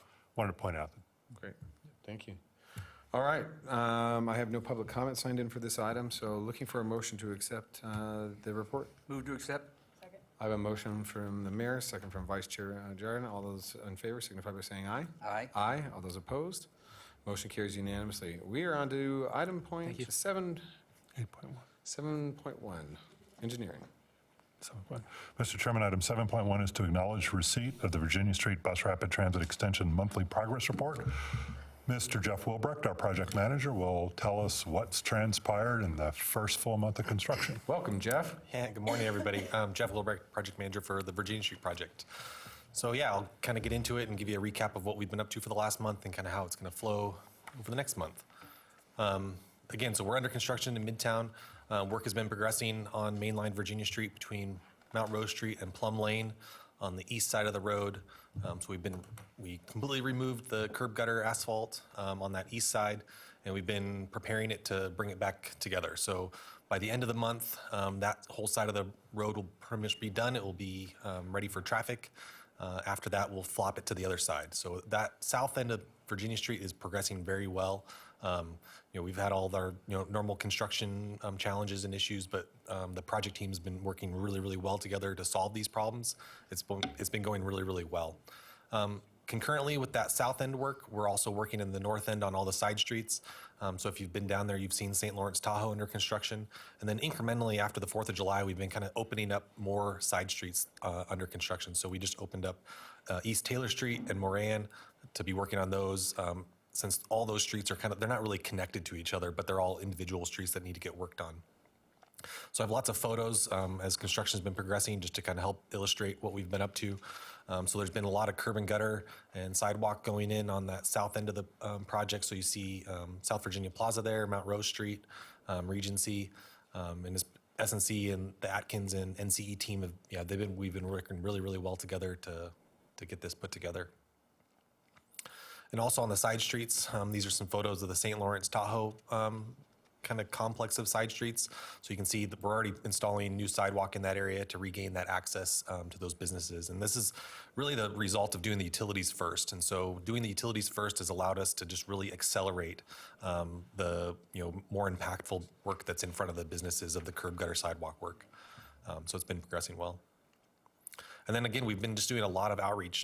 This project is impacting a lot of people in a lot of different ways, and we really want to continue to communicate and reach out to those people. So a lot of you, actually all of you, came to the ceremonial groundbreaking on June 28th. It was a really good event, and we had a lot of good coverage and good atmosphere to celebrate the starting of this project. We also have our open house, we had an open house and our ice cream social at the job trailer. The public information office, which was pretty well attended, and everybody got free gelato from Bibo Coffee Gelato Group. And we're doing some outreach videos, and so kind of trying to do outreach for the entire corridor to provide information to people from outside Midtown of what is in Midtown and that Midtown's still open. So highlighting the restaurants and the bars and the spas and the shops and all that kind of stuff. So these videos are going to start coming out in segments. We're underway on the first one currently. So you'll see those, and they'll be pushed out via YouTube and social media and those types of things. And we also have a weekly stakeholder update. We have a video I'll show you later where we've been doing weekly videos that we include in the stakeholder update that Lauren does, and she does a great job of discussing the traffic control and the different elements of the project that are going on. And so I've said it before, but part of our traffic control is to be as consistent as possible. And so with that consistency, the message is out there that one-way traffic flow in where it's at, and but there are deviations from that. And so this video does a really good job of discussing those deviations and helping the public know of how we're slightly shuffling stuff to work in a certain area or to accommodate a certain construction activity. And then we continue to do the road ahead segments. And so we usually try to do those about monthly. They're on Colo and all social media and YouTube, RTC's YouTube. So that's just another way for us to communicate and provide outreach about what we're up to and to highlight the project and highlight Midtown, that Midtown's open. With that, actually, continued outreach, we're going to actually be tonight at South Virginia Plaza participating in their, they have like a beach party type event where we're going to have a booth to communicate about the project and just continue to highlight and showcase elements of the project, to be there to answer questions. And can you play the video for Lauren's video?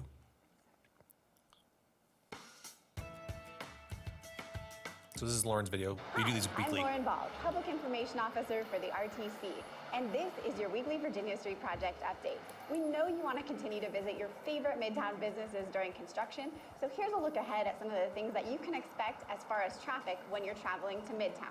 Right now, Virginia Street is temporarily open to two-way traffic from Plum to Regency because the Wells Avenue-Virginia Street intersection is under construction. Starting Monday, July 22nd, we plan to close the Regency intersection to westbound only traffic. Northbound traffic will still be able to go up to and make a right eastbound onto Regency. Traffic from the shopping center will still be able to go straight through the light heading eastbound. This closure is so that crews can continue to do some concrete work. Also, on Saturday, July 27th, Thursday, August 1st, and Friday, August 2nd, we're planning to close Wells, Regency, and Holcomb at Virginia Street for paving. Access will be restored as soon as possible. There's also some construction on side streets, including St. Lawrence Avenue, Tahoe Street, East Taylor Street, and Moran Street. Construction on Martin Street is expected to begin in July, and Caliente Street will begin shortly after that. Side street closures do last about 6 to 8 weeks, and working on side streets near the northern part of the project now is part of the RTC's strategy to create parking and access to Virginia Street when construction moves farther north. Now, during these side street closures, just use our boardwalks to get to businesses. And if you have questions, comments, or concerns about the Virginia Street project, you can always come to our project office located just north of the Z-Bar on Tuesdays and Thursdays, or you can also check out virginiastreetproject.com or text the word Virginia to 797979. We'll see you in Midtown.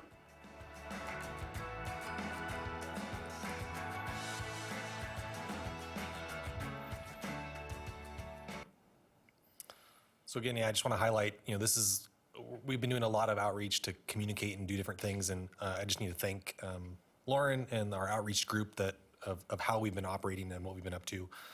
So with that, I'll answer any questions that you guys have. Thank you, Jeff.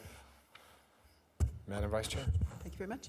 I'm curious, so maybe you can bring it back at the next meeting. The trailer, are we getting much foot traffic on that? Not a lot, to be honest with you. We installed it based on the thought that it would attract a lot of people, and I think it does a good job as a billboard to highlight. This is a project trailer, and there's we have a map and information and contact info on the trailer, so that's a good aspect of it. But we really haven't been getting as much foot traffic maybe as we had anticipated.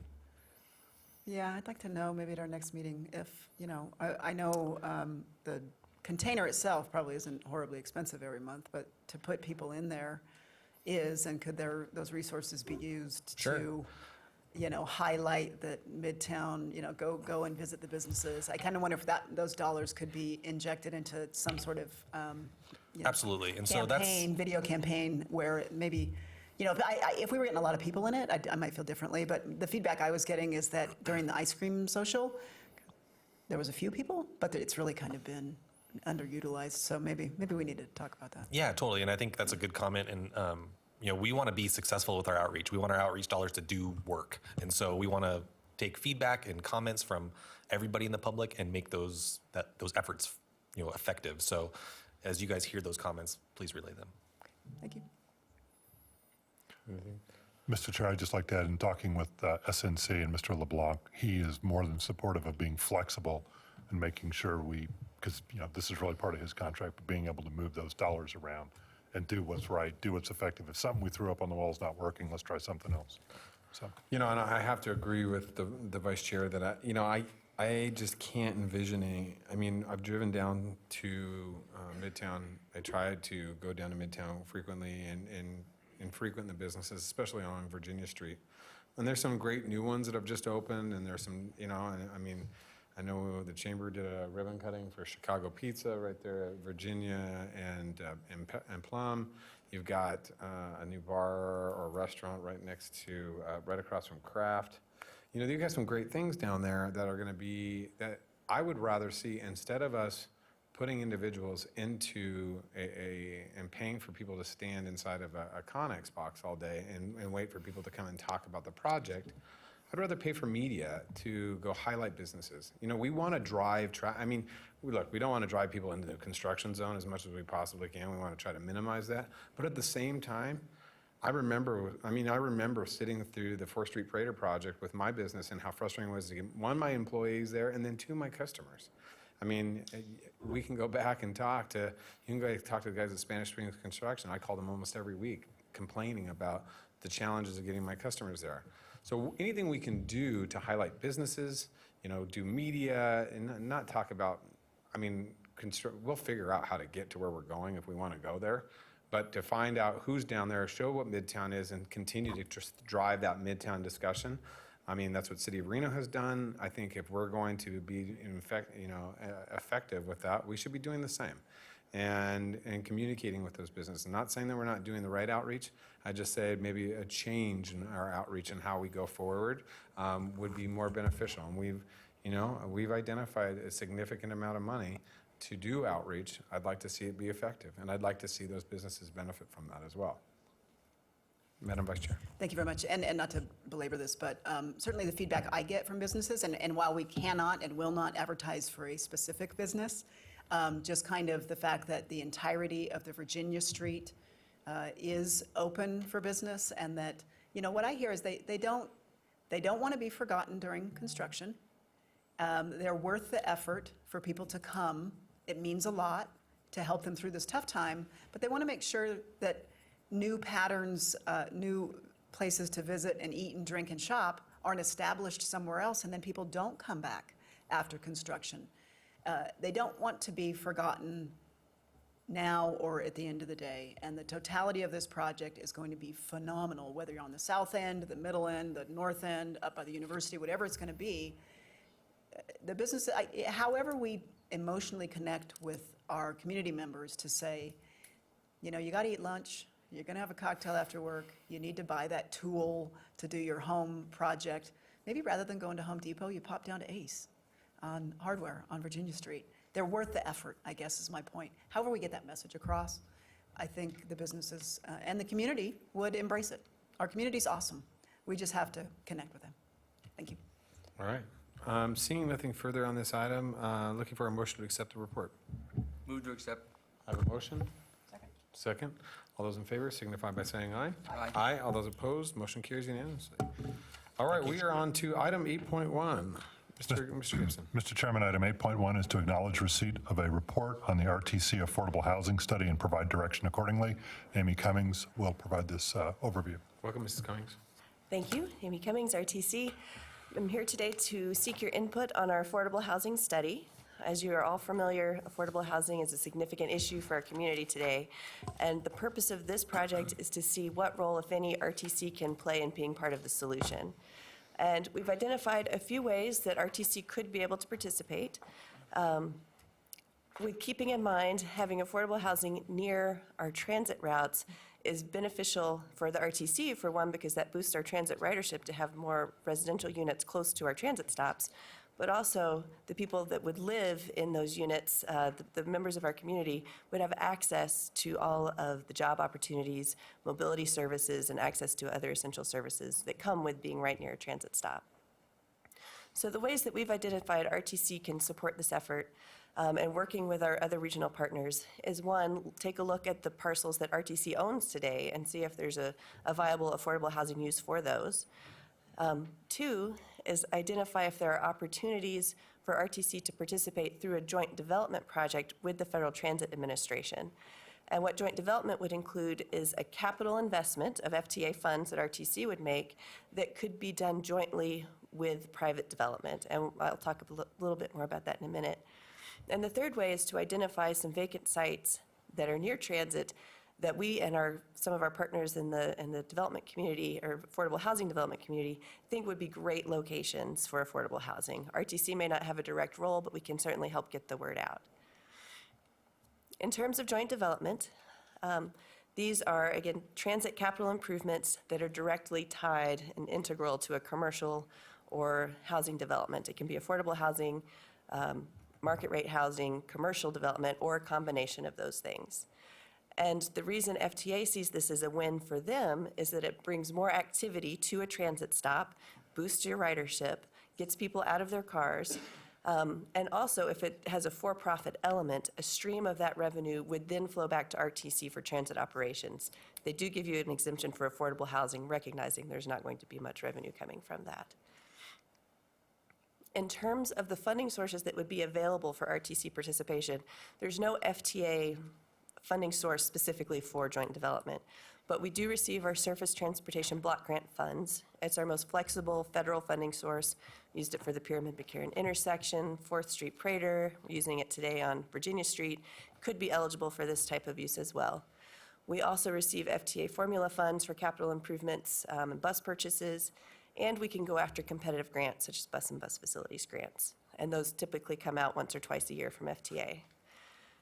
And the ways that RTC can participate in that joint development, this is a quick list from FTA, and we are reaching out to FTA to try to bring them and some of their resources to the community to explain to our partners exactly, and to us as well, how this works in detail, because it is something that RTC has not done before. But real estate acquisition, demolition of existing structures, site preparation, foundations, utilities, pedestrian connections, open space, landscaping, those are some of the uses that our federal funds could contribute towards a joint development. And typically there is an RFP and you enter into a development agreement with a private party through this. So part of what I'm hoping to hear in the discussion today is whether there is an interest from the board in pursuing this as an opportunity for us. Again, it is new, something we haven't done specifically in this context before, and we welcome your feedback and direction. We can also jump into some of the specific sites that we're looking at. We started as a GIS desktop exercise, looking at what's vacant within 3/4 mile of our transit routes. How does the topography and zoning look? And we also looked at some things like walk score and bike score. And this map highlights some of the sites that we looked at. And you do see some green sites highlighted. There's one up on North Sutro, north of McCarran, one near the Truckee River on Coonsley. There's one on Prater next to our 15th Street bus station that are privately owned that we think would be great locations for affordable housing, but RTC wouldn't have a direct involvement in those.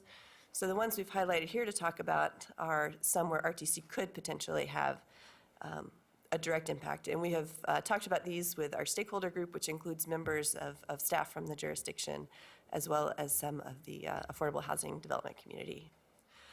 So the first one, we'll go down here to Meadowwood Mall, and we have been asked by the mall to consider relocating our bus transfer station to another area in the general vicinity, could still be on mall property. And this is a site highlighted that's next to the old Sears auto service shop. So we feel it's large enough for our bus transfer station and possibly some additional development as well, affordable housing or joint development opportunities. So we're trying as part of the study to identify 3 or 4 sites to look at in more depth to see, do some preliminary site planning, look at what's feasible, and see, what would really be a viable opportunity. But this is one we feel links directly with the capital need that we're going to have in the coming years. Another, this is on South Virginia Street, across the street about from the Pepper Mill. And today we have one of those small mini stations serving the Rapid. And if you drive by in the late afternoon, you'll see, 10, 15 people waiting for the bus. And there's just not enough capacity at that current small bus stop for the ridership that we have. And there's also an opportunity to extend the bus-only lane another block south to serve that location. So this could be another potential opportunity if RTC wanted to put in a full-size station, acquire right-of-way. There could potentially be a remnant parcel that would have viability for some sort of affordable housing development. And now switching gears to some property that RTC already owns today. This is up at Clear Acre and 395. This property was purchased as part of the Clear Acre interchange that was done, about 15 years ago, 10 to 15 years ago. The initial vision was to have a companion interchange extend Sutro Street to a new freeway interchange that would go over to Clear Acre. NDOT, as part of their recent highway planning, has recommended not to add a new interchange because of the proximity and the spacing, and it doesn't fit with their overall plans for 395 and Spaghetti Bowl. So without that interchange, there's not much need for that roadway connection. So this is land that RTC owns today. We do have a need for park and rides. So the frontage on Clear Acre itself, a small piece of that, could be very beneficial for a park and ride for our van pool program. But other than that, I think this is another location where we may want to look at what options are for disposal and other uses. And finally, we have several parcels on Airways Extension, or Airways Drive, the Moana extension, and they're highlighted in blue here. The feedback that we've gotten is that what most affordable housing developers are looking at for a traditional type of development is about 40 units, 1 to 3 acres on a nice big site. Most of these are smaller than that, so we'd be looking at some sort of non-traditional affordable housing, tiny homes, or some other type of development. They are sort of oddly shaped and have limits with access, although it has been pointed out this very southern end, it's a private parcel just to the south of the 4 sort of wedge-shaped pieces that RTC owns. If you combined those, then you would have a pretty good-sized parcel to work with. So our next steps are to take your input today, try to narrow down to 3 or 4 sites where we want Wood Rogers, our consultant partners on this, to really do some site planning, conceptual alternatives development to see what's viable. And then we're planning to have a public meeting on September 12th at McKinley Arts and Culture Center, and then keep working on a report. All right, thank you, Mrs. Thank Cummings. Mayor Smith. Thank you, Mr. Chair. I said in the last month's meeting that all this property is great and it'd be good to get rid of it. But I do not want to limit it to, this is for affordable housing only. Any business that may be interested in that property should have the ability to make an offer. And just be clear that if we sell it to somebody that wants to put affordable housing in there, it's still 10 years away before they can get all the permits and the conditioning and get it built. So it'll still be sitting there empty. And that's typical. Right now, there's a couple projects in Sparks that are 10 years away. So let's be open-minded about taking offers from anybody that's interested in property. Don't say, no, this is for affordable housing only. That's it. Thank you. All right, Madam Vice Chair. Thank you very much. Those are an interesting group of properties. I'm excited that we can use them for some purpose other than growing weeds. That's good. The kind of the smaller, strangely shaped ones on Air Motive and Moana, I do kind of wonder if, and again, we will want to watch how the dorms project evolves and is successful and that sort of thing, but that kind of a type of a project doesn't require tons of infrastructure and 10 years of approval and all sorts of federal, that sort of thing. I just wonder if those weird, smaller, on those major transit lines, that something like that might work there. But what are you wanting from us today? To narrow it down?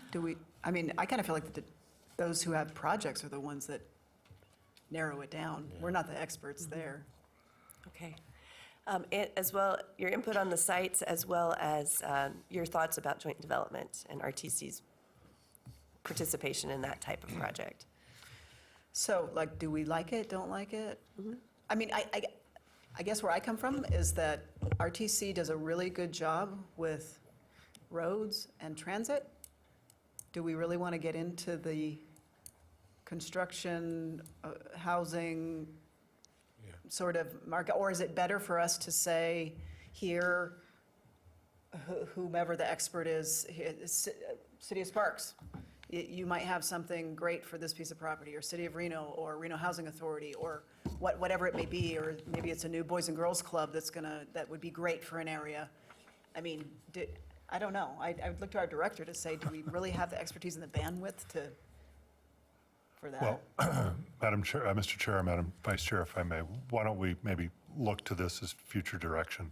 One, let's have a discussion with the FTA and really get a sense and get our arms around the question and requirements of joint development. As we've all learned through the Capital Investment Grant Program on Virginia Street, that always can be a challenge with those folks.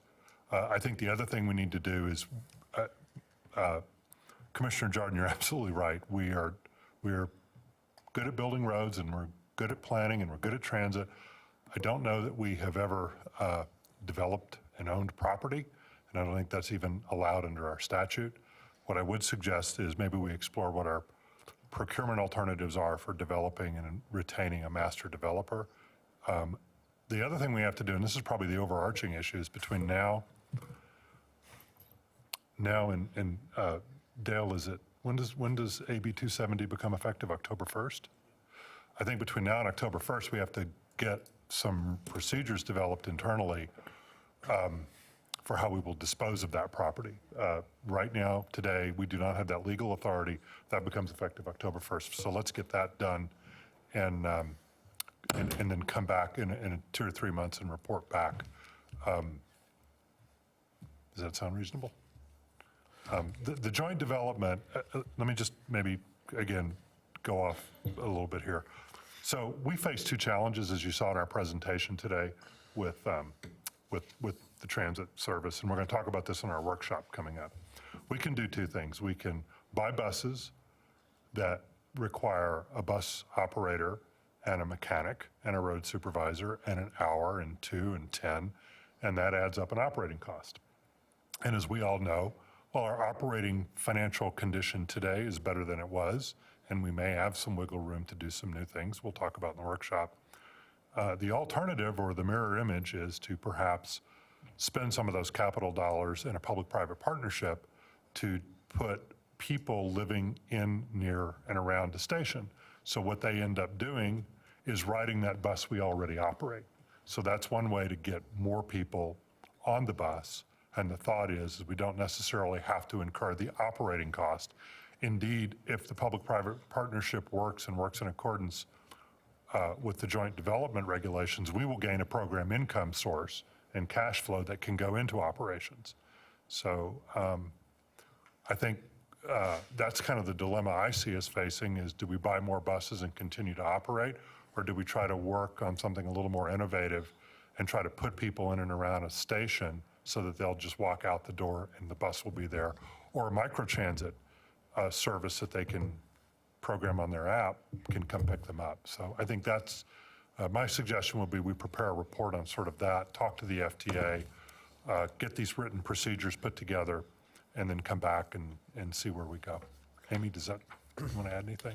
You know, and I have one comment for you, Amy. You know, and as I look at these properties, you know, I agree with Lee in the sense that we could do some public-private partnerships, you know, to create some access and drive ridership, you know, but at the same time, when I look at specifically such as the Clear Acre parcel at 32 acres that we have up there, most of that is undevelopable. You know, it doesn't really have any use for us going forward. Maybe it might be a sale of that proper or some sort of land swap land swap for some other future property up in the North Valleys that might be more, or something along our route where we could put future stations. You know, the same thing, the same reasons why we acquired this land was the anticipation of either roads or future stations.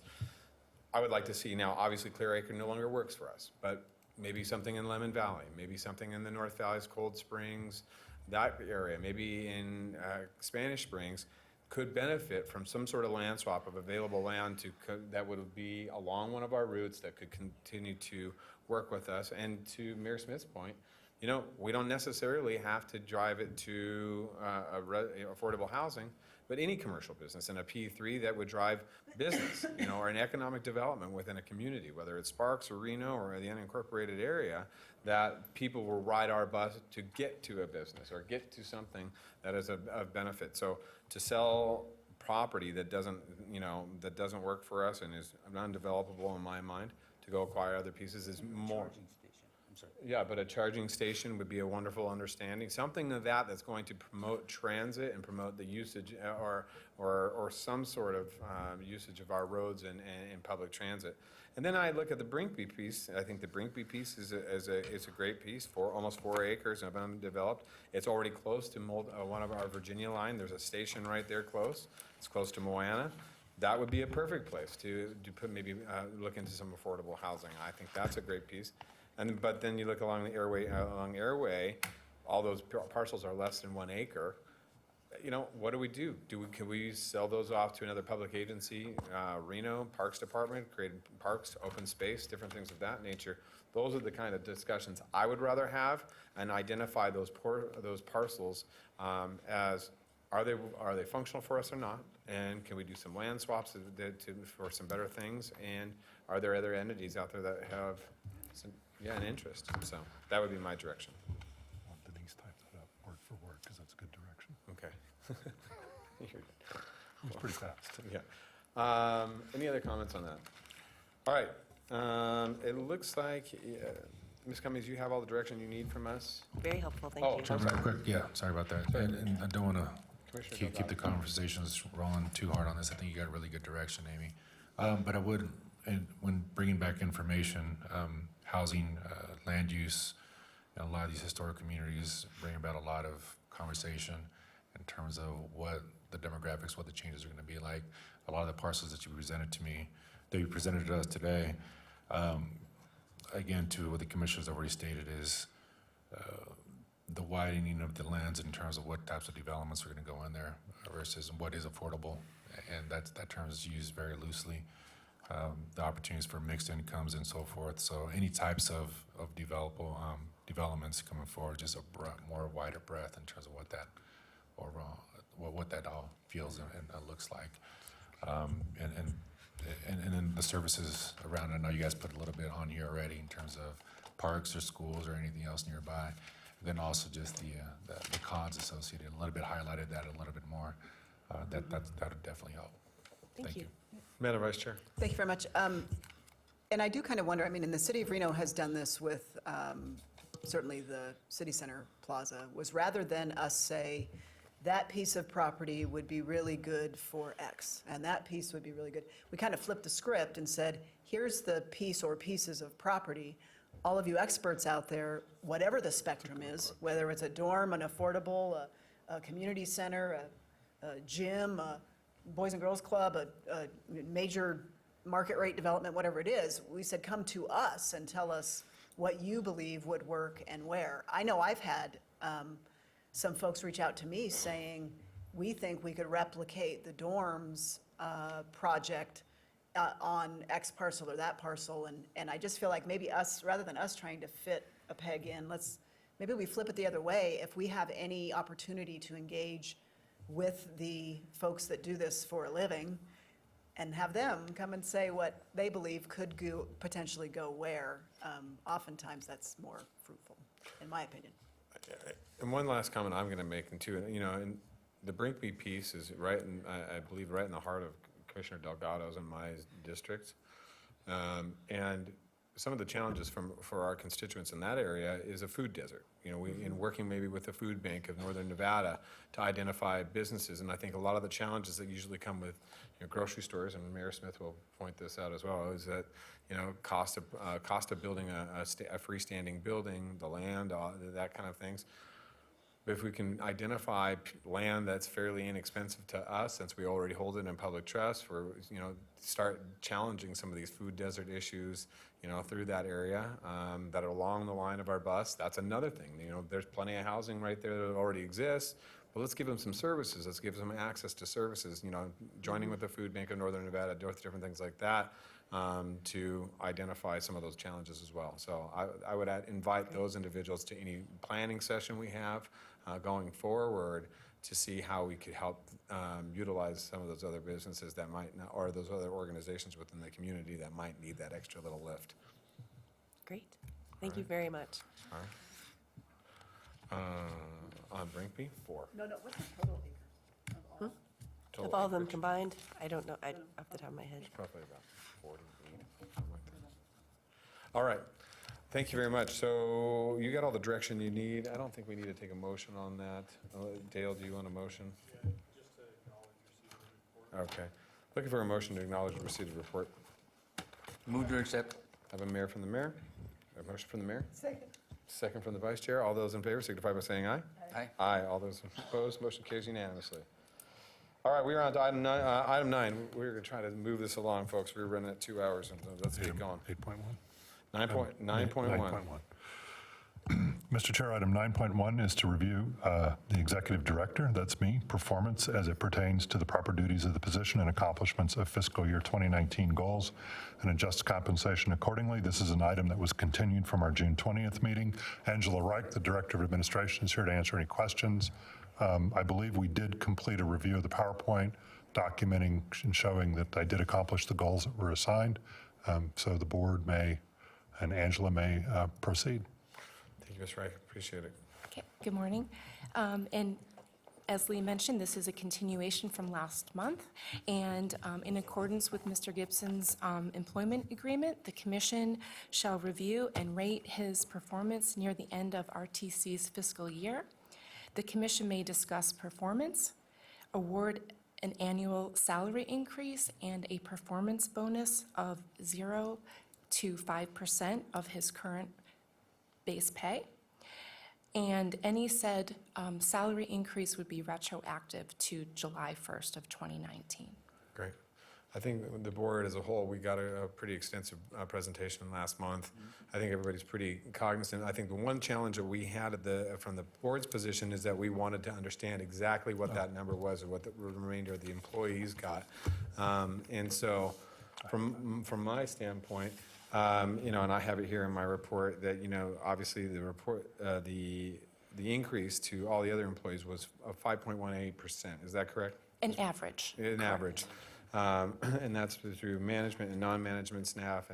And so it's, in my opinion, based upon the approval rating of the board, and I'll obviously let the board weigh in on this, I think Mr. Gibson has done a wonderful job continuing to bring projects to fruition, continuing to run the organization in a manner such that we are a leading agency within the region. We are, in my opinion, the best planning organization here. We continue to deliver projects on time. We continue to do the master plans within a reasonable scope.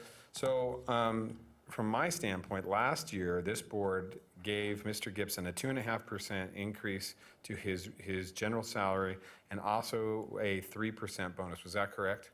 That is correct. Okay. And so from my and the raise is any raise he would receive is directly impacts the PERS of his PERS burden for the retirement. Is that correct? Correct. But the raise, but the bonus would not be. It would be a one-time payment that would not affect his overall PERS. Is that correct? That is correct. And then one last question. No employee of the RTC receives a cost of living, a COLA, or a cost of living increase. Is that correct? Correct. The only increase employees receive is their pay for performance, which is, yes. So based upon that information, and I'm going to be a little bold, is there any other comments from the board? Why don't you read your, Yeah. make it a motion and. I'll read so based upon Mr. Gibson's performance, I'm recommending that we offer Mr. Gibson a 2% raise to his annual salary this year, and then offer a 3% bonus based upon his performance, ultimately making it a total of 5%, 3% being in a bonus, 2% being in a raise, as a adjustment in his compensation. I make that in the form of a motion. I'll second that. Any further discussion? Thank you very much. So I just want to be clear on it. So the average amount that the employees, management, everybody got was 5.18%? Correct. Okay, so, and the 3%, and the 5.18% that the employees got, that was all PERS eligible and all compounding? Correct. Okay, so Lee's would be a 2% raise, which would be PERS eligible and would be compounding. But the 3% bonus, which is $6,879, would be one time, would not be PERS eligible and would not be compounding.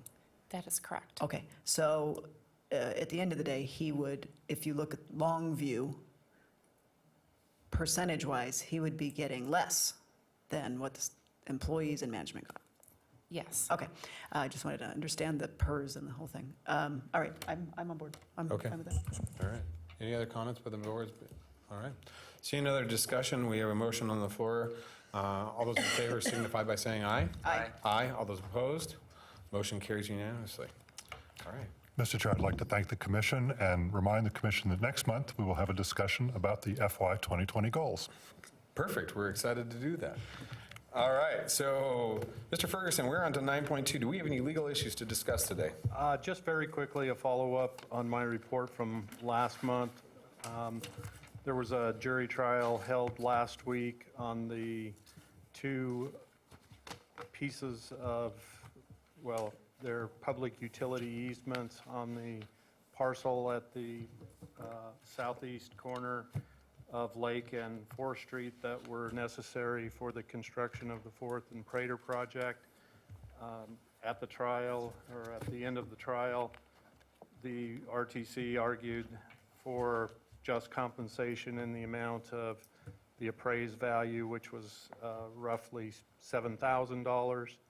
The defendants argued for just compensation and severance damages in the amount of $310,000, and the jury returned a verdict for $30,000. So I think it was a good result, and a lot of work goes into jury trials, and I'd like to thank all of the RTC staff that participated in helping the lawyers prepare, especially Brian Stewart, who's the director of engineering, and had the privilege of sitting through the entire trial at counsel table and representing the RTC in the courtroom, and we really appreciate his help and everyone else that was involved in that trial.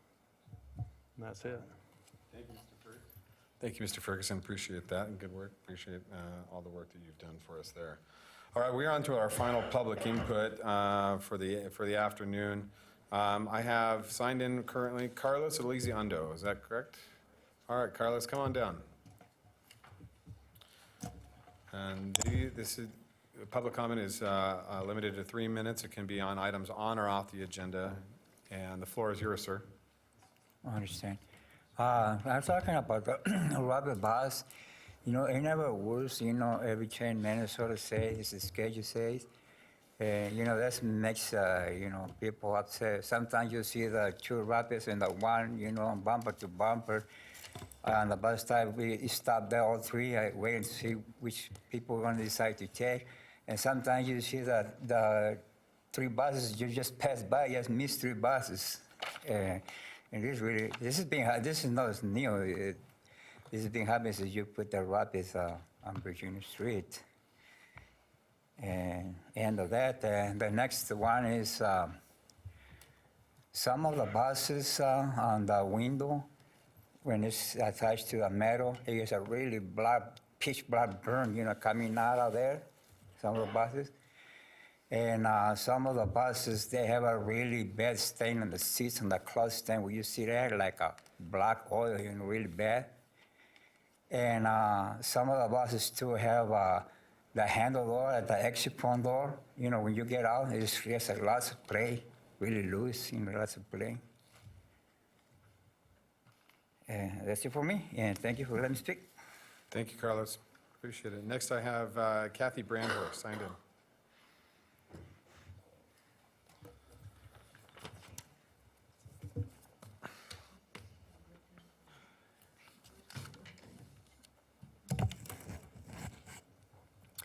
My name is Kathy Brandhorst, and I am the United States President.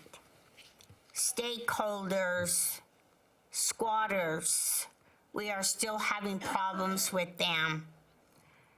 They are still stealing houses. Vandalism, broken windows to break inside the house or apartment or room. The poor people pay nothing because it's now vandalism. I just wanted, now they put up poles and wires in the neighborhood so they could live off of other people in the neighborhood. They don't get gas and electric because they don't live there. They don't have phone service because they don't live there. They don't have water because they don't live there. There are no payroll checks for most of us, so we are having a little bit of trouble with affordable housing. Disability checks, retirement checks, Social Security checks. That's all we live off of. Small, tiny checks. And our payroll checks are being stolen. No matter where I go, I don't have a payroll check because somebody has to steal that payroll check and live off of it. They are charged embezzlement, so they can't really cash the check. They cannot deposit the check because it will be charged embezzlement. Doesn't have your name on it, so don't try to spend it. And I guess that's about all I wanted to say. Thank you. Thank you, Ms. Brandhorst. We appreciate it. All right, I have no further public comment, so I'm going to close public comment and bring it back to the board. We are on to our final agenda item, which is item 11, member items. Are there any member items from anybody? Well, I want to say thank you for everybody for coming to the meeting today. It was a successful meeting, but we want to end on a good note, and since the mayor had to work on his day off, on his birthday, you should have the day off. I want to sing you happy birthday, and we got you a little something. And we want to ask everybody to stay around. We're going to have some cake, but we got to sing the man happy birthday. So, on behalf of the RTC, we want to wish you a happy birthday. And so, if everybody will join in with me and sing the mayor happy birthday. And he's not a really good singer. You told me that this morning. I got kicked out of Glee Club when I was in school. I was sent to the principal's office every hour they did that. It's because of his beautiful angelic voice. That's right. So, happy birthday to you. Thank you. Happy birthday to you. Happy birthday, dear Mayor. Happy birthday to you. Thank you. You know, and the old saying is, if I'd known I was going to live this long, I'd have taken better care of myself. So I really do appreciate it. This means a lot to me. 70 years old, never thought. Matter of fact, when I was a kid, a quick story, I tried to figure out how old I'd be in the year 2000, and I couldn't figure it out. So I thought I'd be dead. So this is all gravy. This is good. So thank you very much. I appreciate it. Happy birthday, Mayor. Thank you. Thank you. All right. I get this one. Do we have anything to cut it with or plates? Well, you have to dig in and just put your hands in there first.